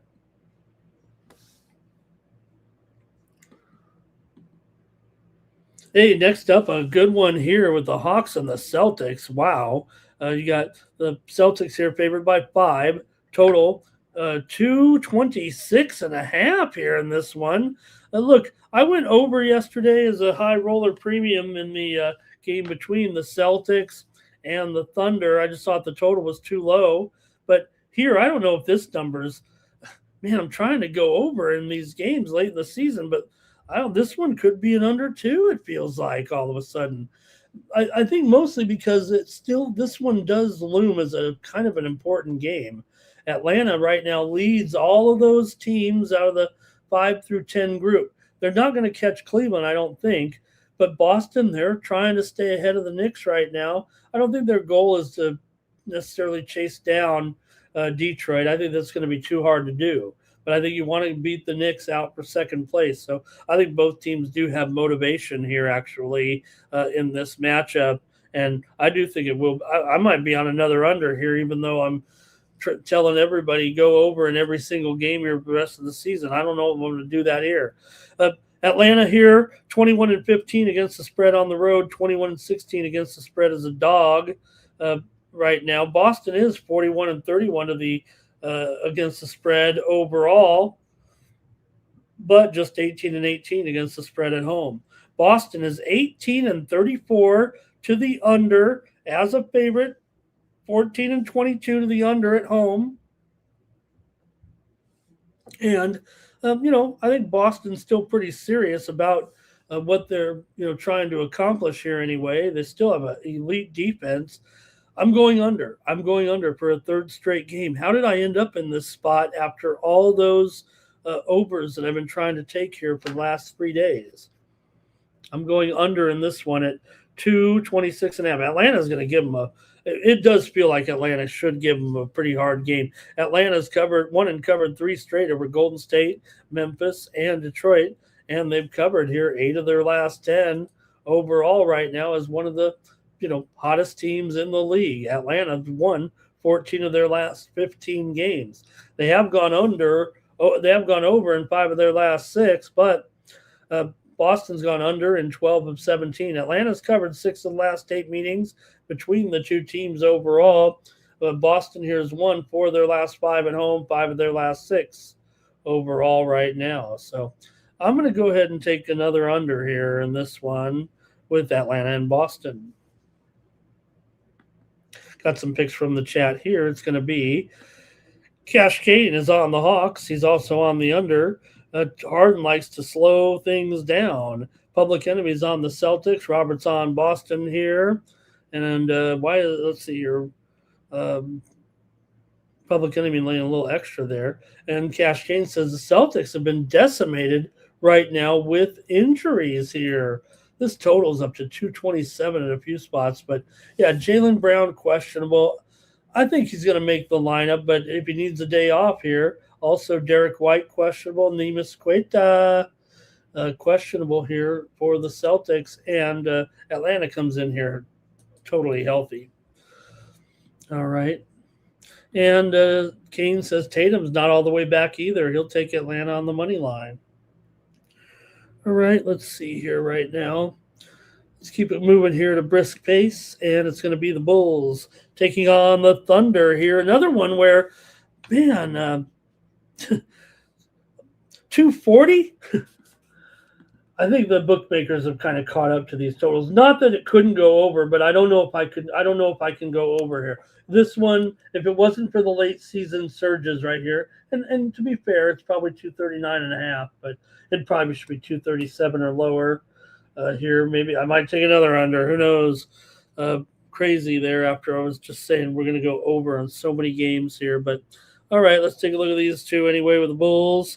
Yeah, here in the tankathon here, no doubt. Now, can the Thunder get a tankathon win? We don't know half the time when they want to be motivated to crush a game by 20 or not. Maybe this one would be okay to try them here.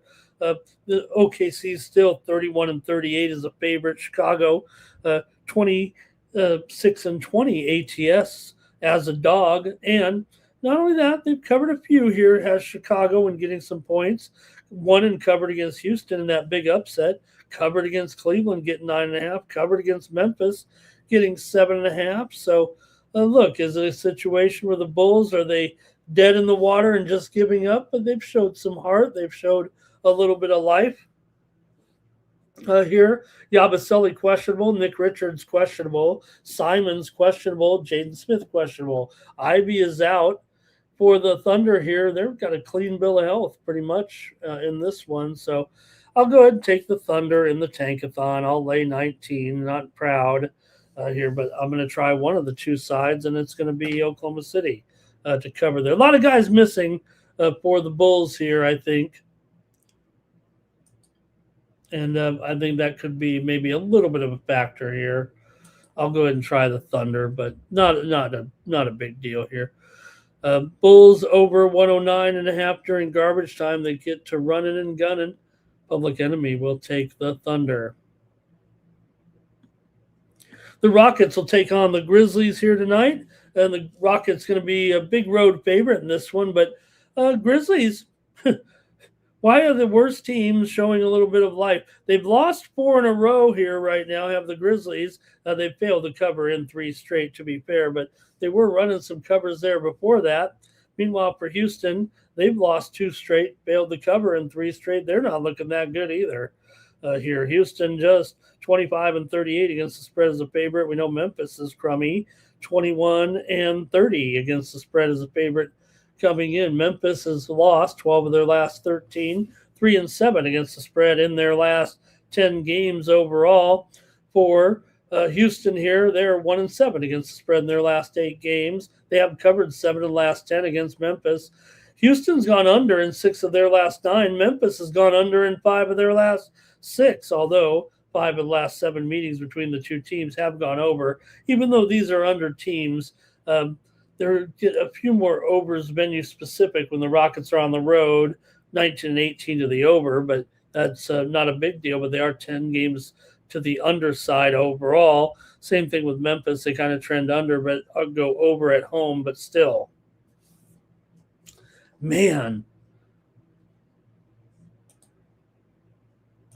Okay, here we go. I'm going to make my pick here with New Orleans here. I'm sorry, with Houston here. Taking on Memphis. And like I said, could I be going with yet another under here at this one at 226.5 here? Give me the under, I guess. Man, am I going under in every game? What an embarrassment. Robert's on the over. Rockets should be able to handle this one. Memphis team total over here for Terrell. He says the Rockets defense does suck. All right, man.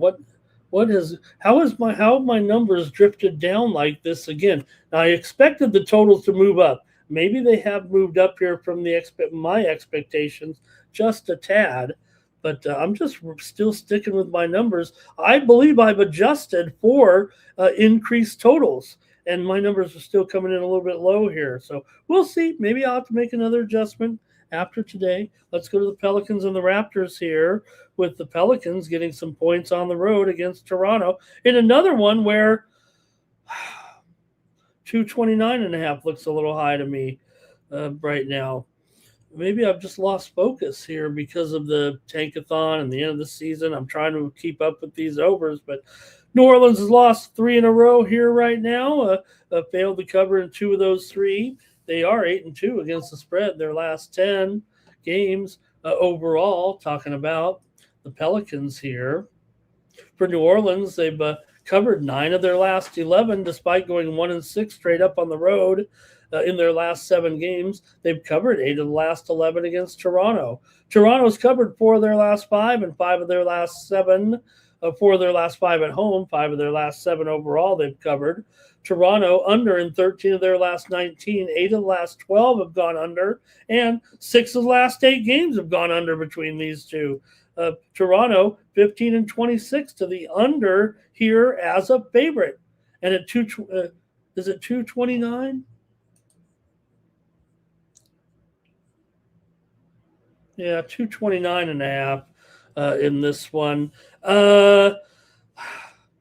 Yeah, look, this one, all signs point to an under, but now this one, my numbers are kind of saying time to go the other way a little bit. I don't know. I might have to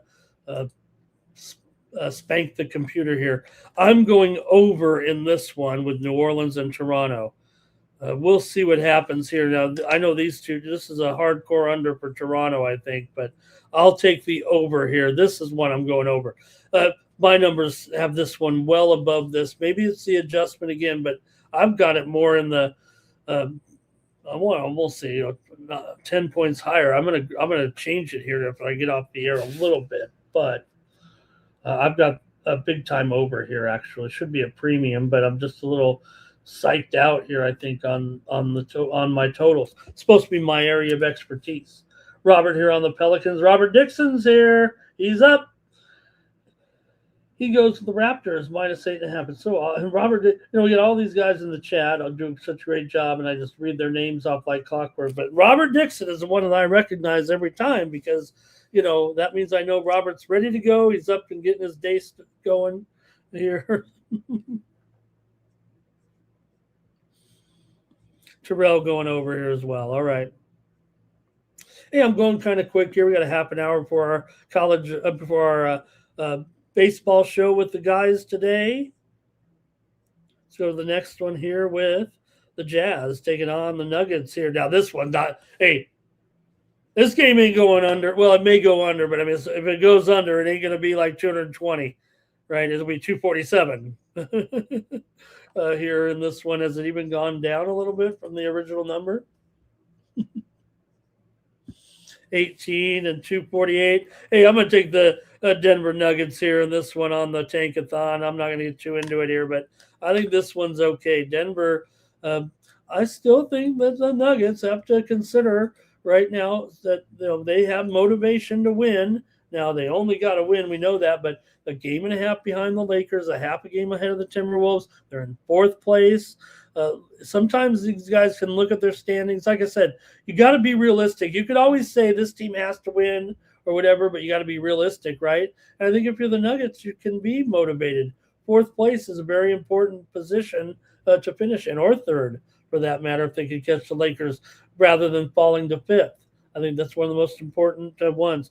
Denver here has won 4 in a row. Utah's lost 3 in a row. Denver with wins over Dallas and Phoenix, but did not cover. They covered against Portland. They're actually 1-3 ATS in these 4 wins. For Utah here, they come in with 3 straight losses, 3 straight non-covers. I expect them to have a problem here, but they might get their points at least on the back end in this one. And I'm going to go ahead and take the Nuggets here to roll here. Nuggets won only 128 to 125 in the last meeting at Toronto earlier this month, about 3.5 weeks ago. But in December, Denver won at home 135 to 112, covering 12.5 in that one. So let's see what we got. Not much from the chat, I don't think, in this one. Prime tank spot for the Jazz. That's what I think.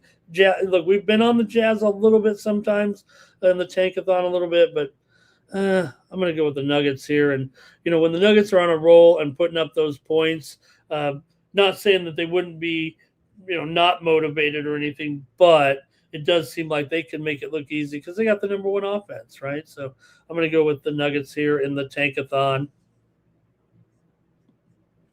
Next up, Wizards and Warriors here. Sounds like a game we used to play when we were kids, right? With Wizards and Warriors here, with the Warriors favored by 14 and the total 232.5. And this one, Warriors have won 2 straight. Wizards are off of a win too. They beat Utah 133 to 110. So you know what? When you win 1 in a row and then you're on the road, and even against the Warriors, right? This is another one where I don't think it's going to be 220, right? If it stays under, it's going to be close to this number for sure here. Maybe the Warriors missing guys. They're in 10th place, missing their star right now. So look, they might just be 10th place and out of the postseason, and that's it. And the Warriors will move on their way and move on in life. And who knows where they go after this, what they do after this season. But, they've won 2 in a row. They could always win a few games. Hopefully Curry will come back.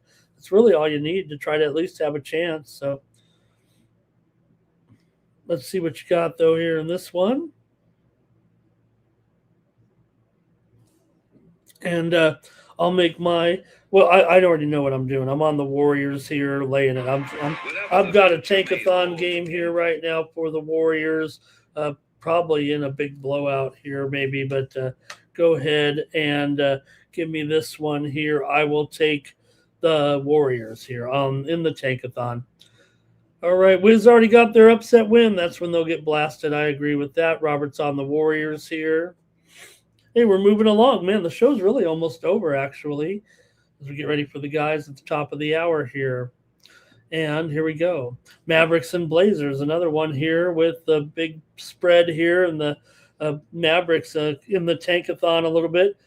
Blazers have been stuck here with a big number over the last couple of games, and they've covered double digits in 2 straight games. So I think that's important.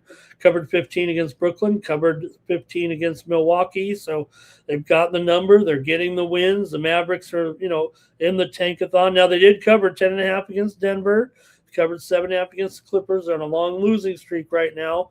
Are the Mavericks. The Trailblazers definitely see the light here. They're in, but they can catch the Clippers for that 8th place. Going to be hard to catch the Suns. All you can do is catch the Clippers here. Look, I keep saying these numbers every show because I just want to make sure that you guys know that the 7 and the 8 are the teams that usually always get in, and the Blazers are in 9th. You've got to get to 8th place. Like I said, 7 seeds in the play-in tournament, 10-0.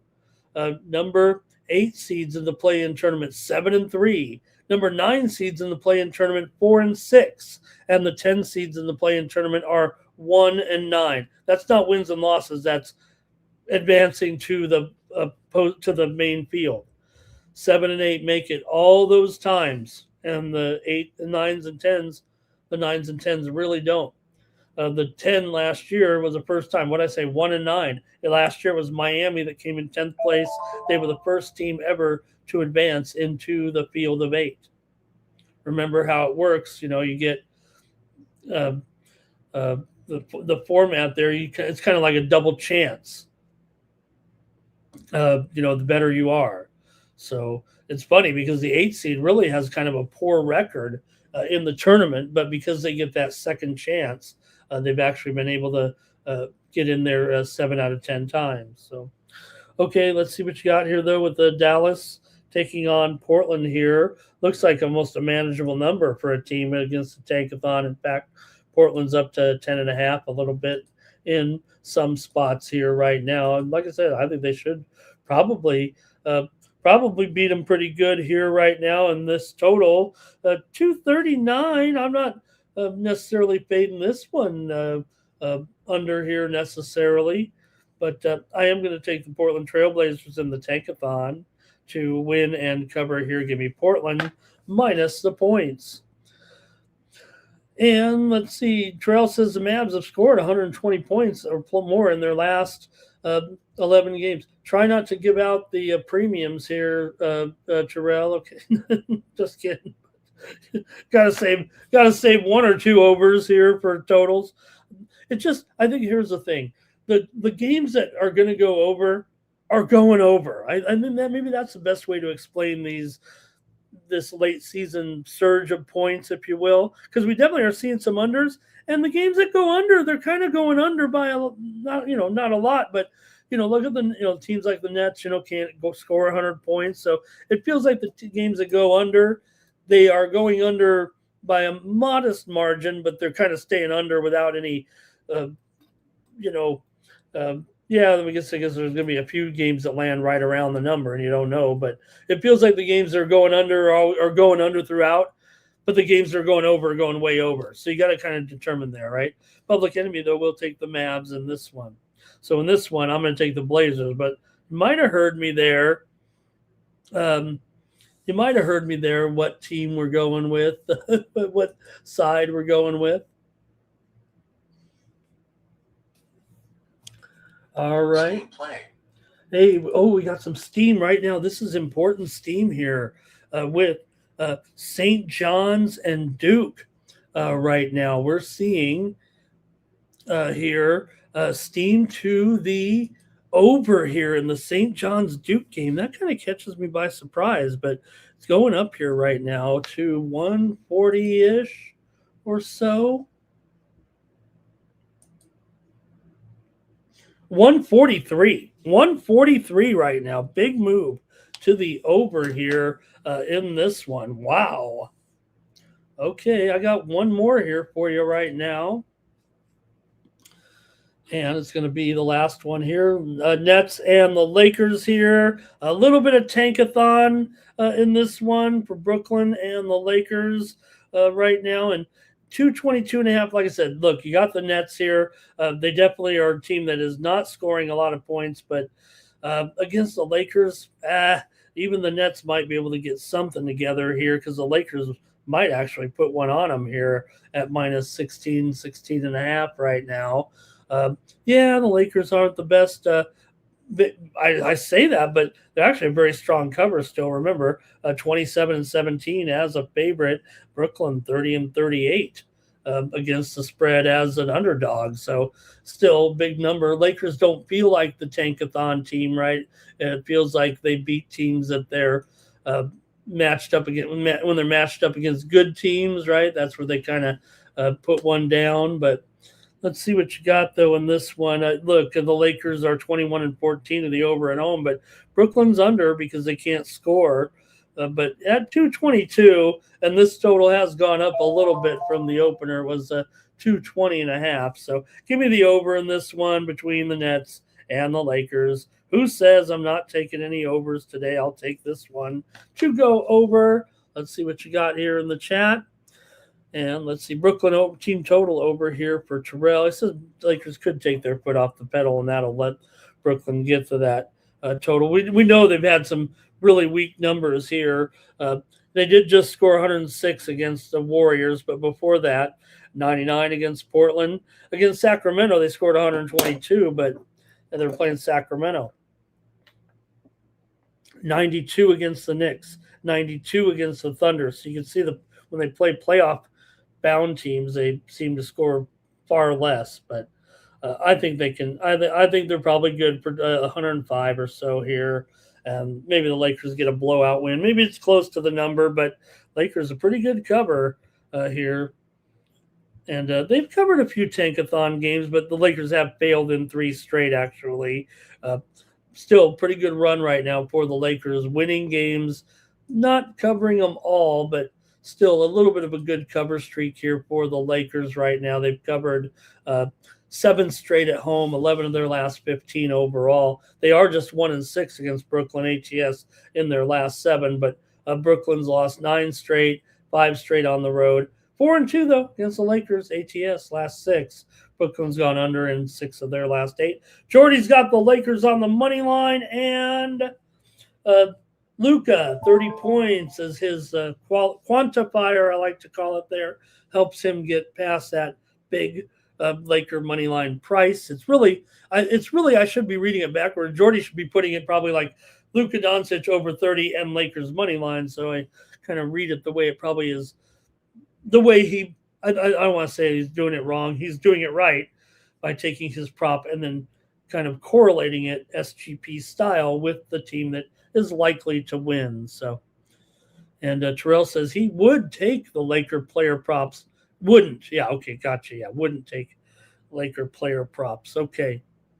All right. That's it for the NBA. Just want to go over it quickly there. And we got a few more games for here. The guys come in tonight. And I got a special treat for you at the end of the show as well, in addition to the drawing. But let's quickly touch on the NHL tonight, where the Red Wings are taking on the Sabres. The Sabres here, $1. Look, I don't care what the price is. We're just going to take the Sabres. In fact, I think we're getting a discount on the Sabres tonight. Look, the Red Wings are, need a win bad. I think maybe that's why the spread's gone down. Sabres are in first place, tied for the top in the Eastern Conference. The Red Wings are 3 points back of the Islanders. Look, they can still get there. I don't think some of these teams. Now, it's Ottawa at 86 points, 1 point behind the Islanders. Red Wings at 3 points behind. Flyers, 5 points. Capitals, 6. It's getting late. We're going to be kicking these teams off the show here. I keep saying that, but it's getting close.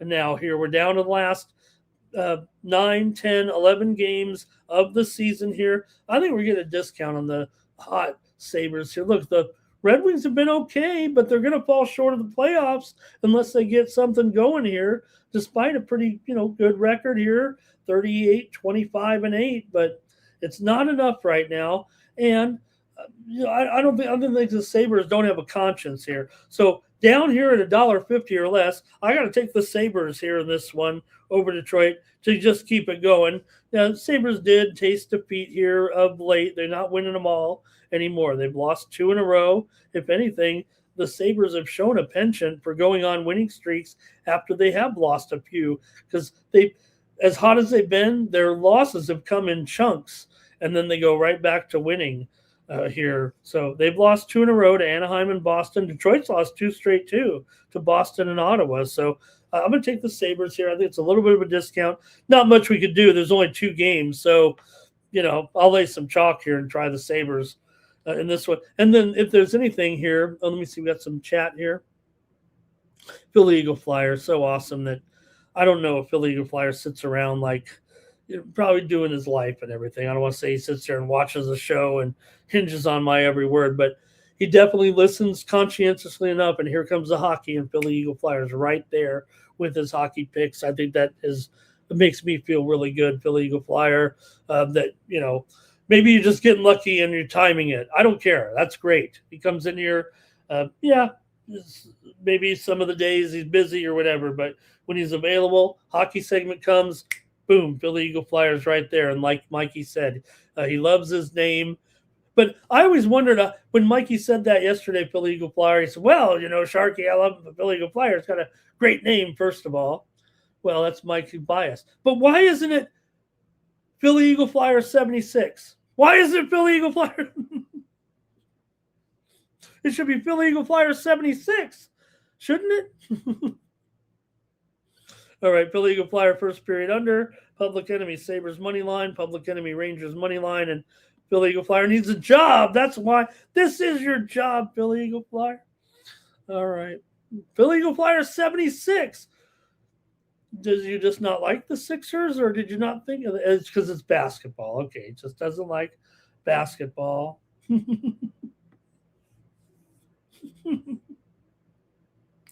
All right. Well, yeah, I've got one last game here, and like I said, or I have one more after this. I got a big surprise for you. But Blackhawks and Rangers here. Look, you're not going to take the Rangers at home, are you? Against the Blackhawks, who are actually playing pretty well. I don't know what well means, but they beat the Islanders the other night 4-3. They did get blasted by Philadelphia their last time out yesterday, right? Was it yesterday? Yeah. But come on, I'm not taking the Rangers at home as a favorite in this one. I'm on the Blackhawks. The Rangers are actually up to $1.70 or $1.75. Who wants the Rangers here? Give me the Blackhawks. Maybe the puck line is probably best, but the price is still too high for the puck line here. And let's see here.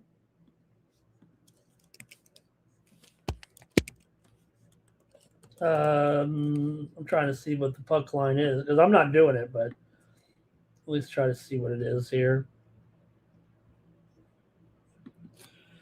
for the Blackhawks. Plus 1.5, minus 170 or so. Now I'll just take plus 150, 155 here with the Blackhawks in this one against the Rangers. We know the Rangers have been 9-18 at home here for the Rangers. So, yeah, I'm going to just take the Blackhawks in this one. That's it for hockey. And we're going to do the drawing here as well. But first, I've got just maybe a little bit of a surprise here in this one. Let me see here. We got one more game tonight, and let's see here if you guys look. There's some other games here. Don't get me wrong. We're Friday today, so we've got soccer action here. Although again, we're on an international break, kind of, so not a lot going on here too much in soccer today. Mostly friendlies, I think, if I'm not mistaken here. So, but tennis today, good action here with Lechka and Fees on the men's side, Zverev and Sinner. Zverev looking good. Can he cover his numbers there against Sinner? I wasn't perfect there in tennis yesterday, but all right, let me see if I can't get a little bit of fun with you guys here right now and catch you maybe off guard here a little bit. And do you know what's coming here tonight? And let's see if you're ready for it.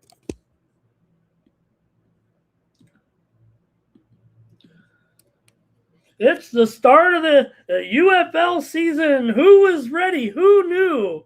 The start of the UFL season here right now. Anybody up for a little UFL tonight? It's only going up against the Sweet 16. It's only going up against Major League Baseball here, but it's on Fox here to start the season. And it's the gold standard of, look, you've got the gold standard here of spring football, the Birmingham Stallions.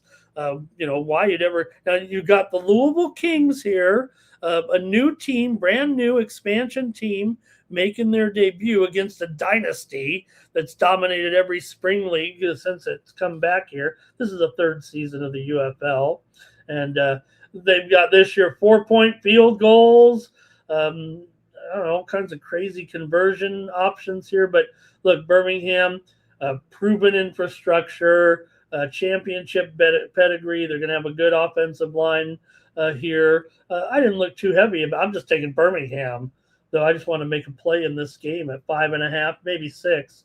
But look, you've got a team like Birmingham. They don't beat themselves. They're always one of the most efficient teams in the league. Louisville's got an expansion roster, actually. It's not some, revamped team, although they do have a core of guys kind of from one team. The league is shaken up here a little bit. You got a few new teams in here, like the Columbus Aviators, the Orlando Storm are in the league now. So I believe it's an 8-team league here again. I think 3 new teams actually overall. The Houston Gamblers are kind of back. If you remember the Houston Gamblers, they've been in a few leagues over the years. So Massive edge to Birmingham here. Always favor the established roster in spring football. Like you don't just come up in spring football and say, "Oh man, we got this guy, and man, maybe he should be in the NFL." Right? These are, it's a little bit different here. So I think it's a blowout. Actually, I think this. We'll see. Maybe maybe who knows when. It's not like the good teams are overwhelming. It's just that they've been together longer too, and things like that. So I'm going to end up here. Just want to mention it. We've got some UFL, and there are also games tomorrow. DC Defenders and St. Louis Battlehawks. That's an experienced game here as well. And the Houston Gamblers will take on the Dallas Renegades, and the Columbus Aviators will take on the Orlando Storm. So look, for Louisville, they've got Lynn Bowden Jr., who was he played in the NFL a little bit, played at Kentucky. Benny Snell is a running back here, the former Steeler. I think Jason Bean, the former Kansas quarterback, I think he might be the quarterback there. They've also got Tariq Black and Jonathan Adams there, I believe, on Louisville. For Birmingham, Deion Kane, I think, is still with the team, former NFL big-time deep ball guy. Tyrion Davis-Price, maybe borderline NFL caliber running back. Marlon Williams, a pretty good wide receiver in there. Good defense on this team too. Tay Crowder, who used to start for the Giants, is on Birmingham, and Ronnie Perkins, an edge rusher there. So I actually didn't look to see who's playing quarterback. Usually you just start with a quarterback, but I didn't look there who's actually quarterback. I don't care with Birmingham here. So look, I think they've got the edge here, talking about the Birmingham Stallions. So how about that, huh? All right, let's go to the drawing here right now and send it over to Mikey here for some winnable.com.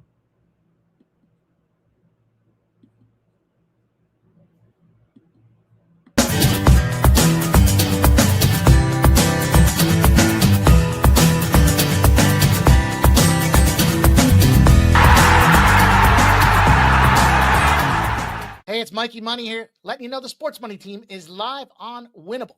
Come check out our best bets. For a low monthly cost, you get the very best bets delivered instantly to your phone by text the moment they're locked in.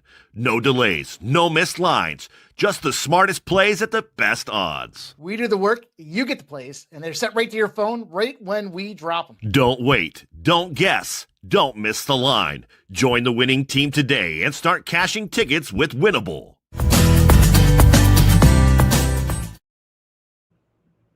All right, don't think I won't have a UFL pick somewhere down the line, but maybe not in the first week or two. Okay, I think we got the drawing here ready. I hope I did it.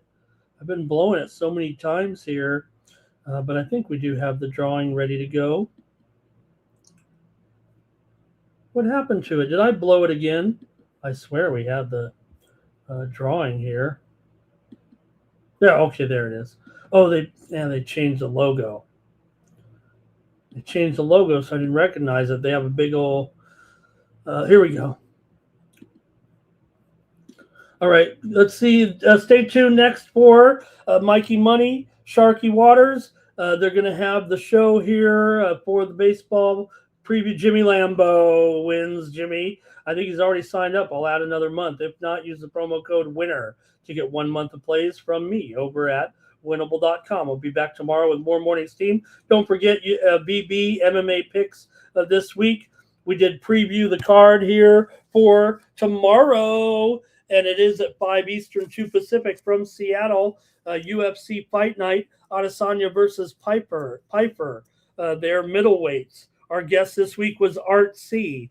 And once you get Art started, you can't stop him. He's got great insight. We previewed the main event, Adesanya versus Piper. Is Izzy's days done? The former two-time champ, is he on his way down? Is Joe Piper a real contender? Is only in the top 15?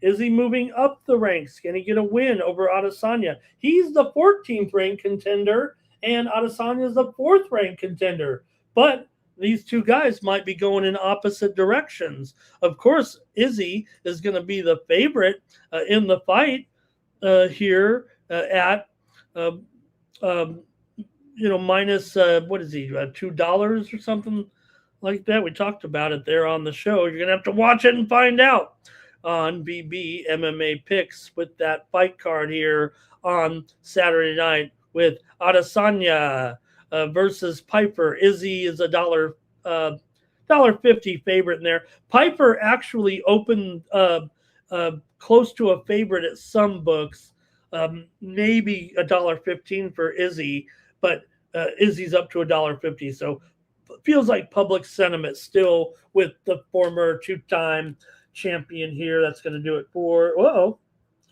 the morning. There I am. Big old in your face. There we go. So join me here tomorrow, and then we'll have the show in the afternoon. All right, that's going to do it for the Sports Money Network.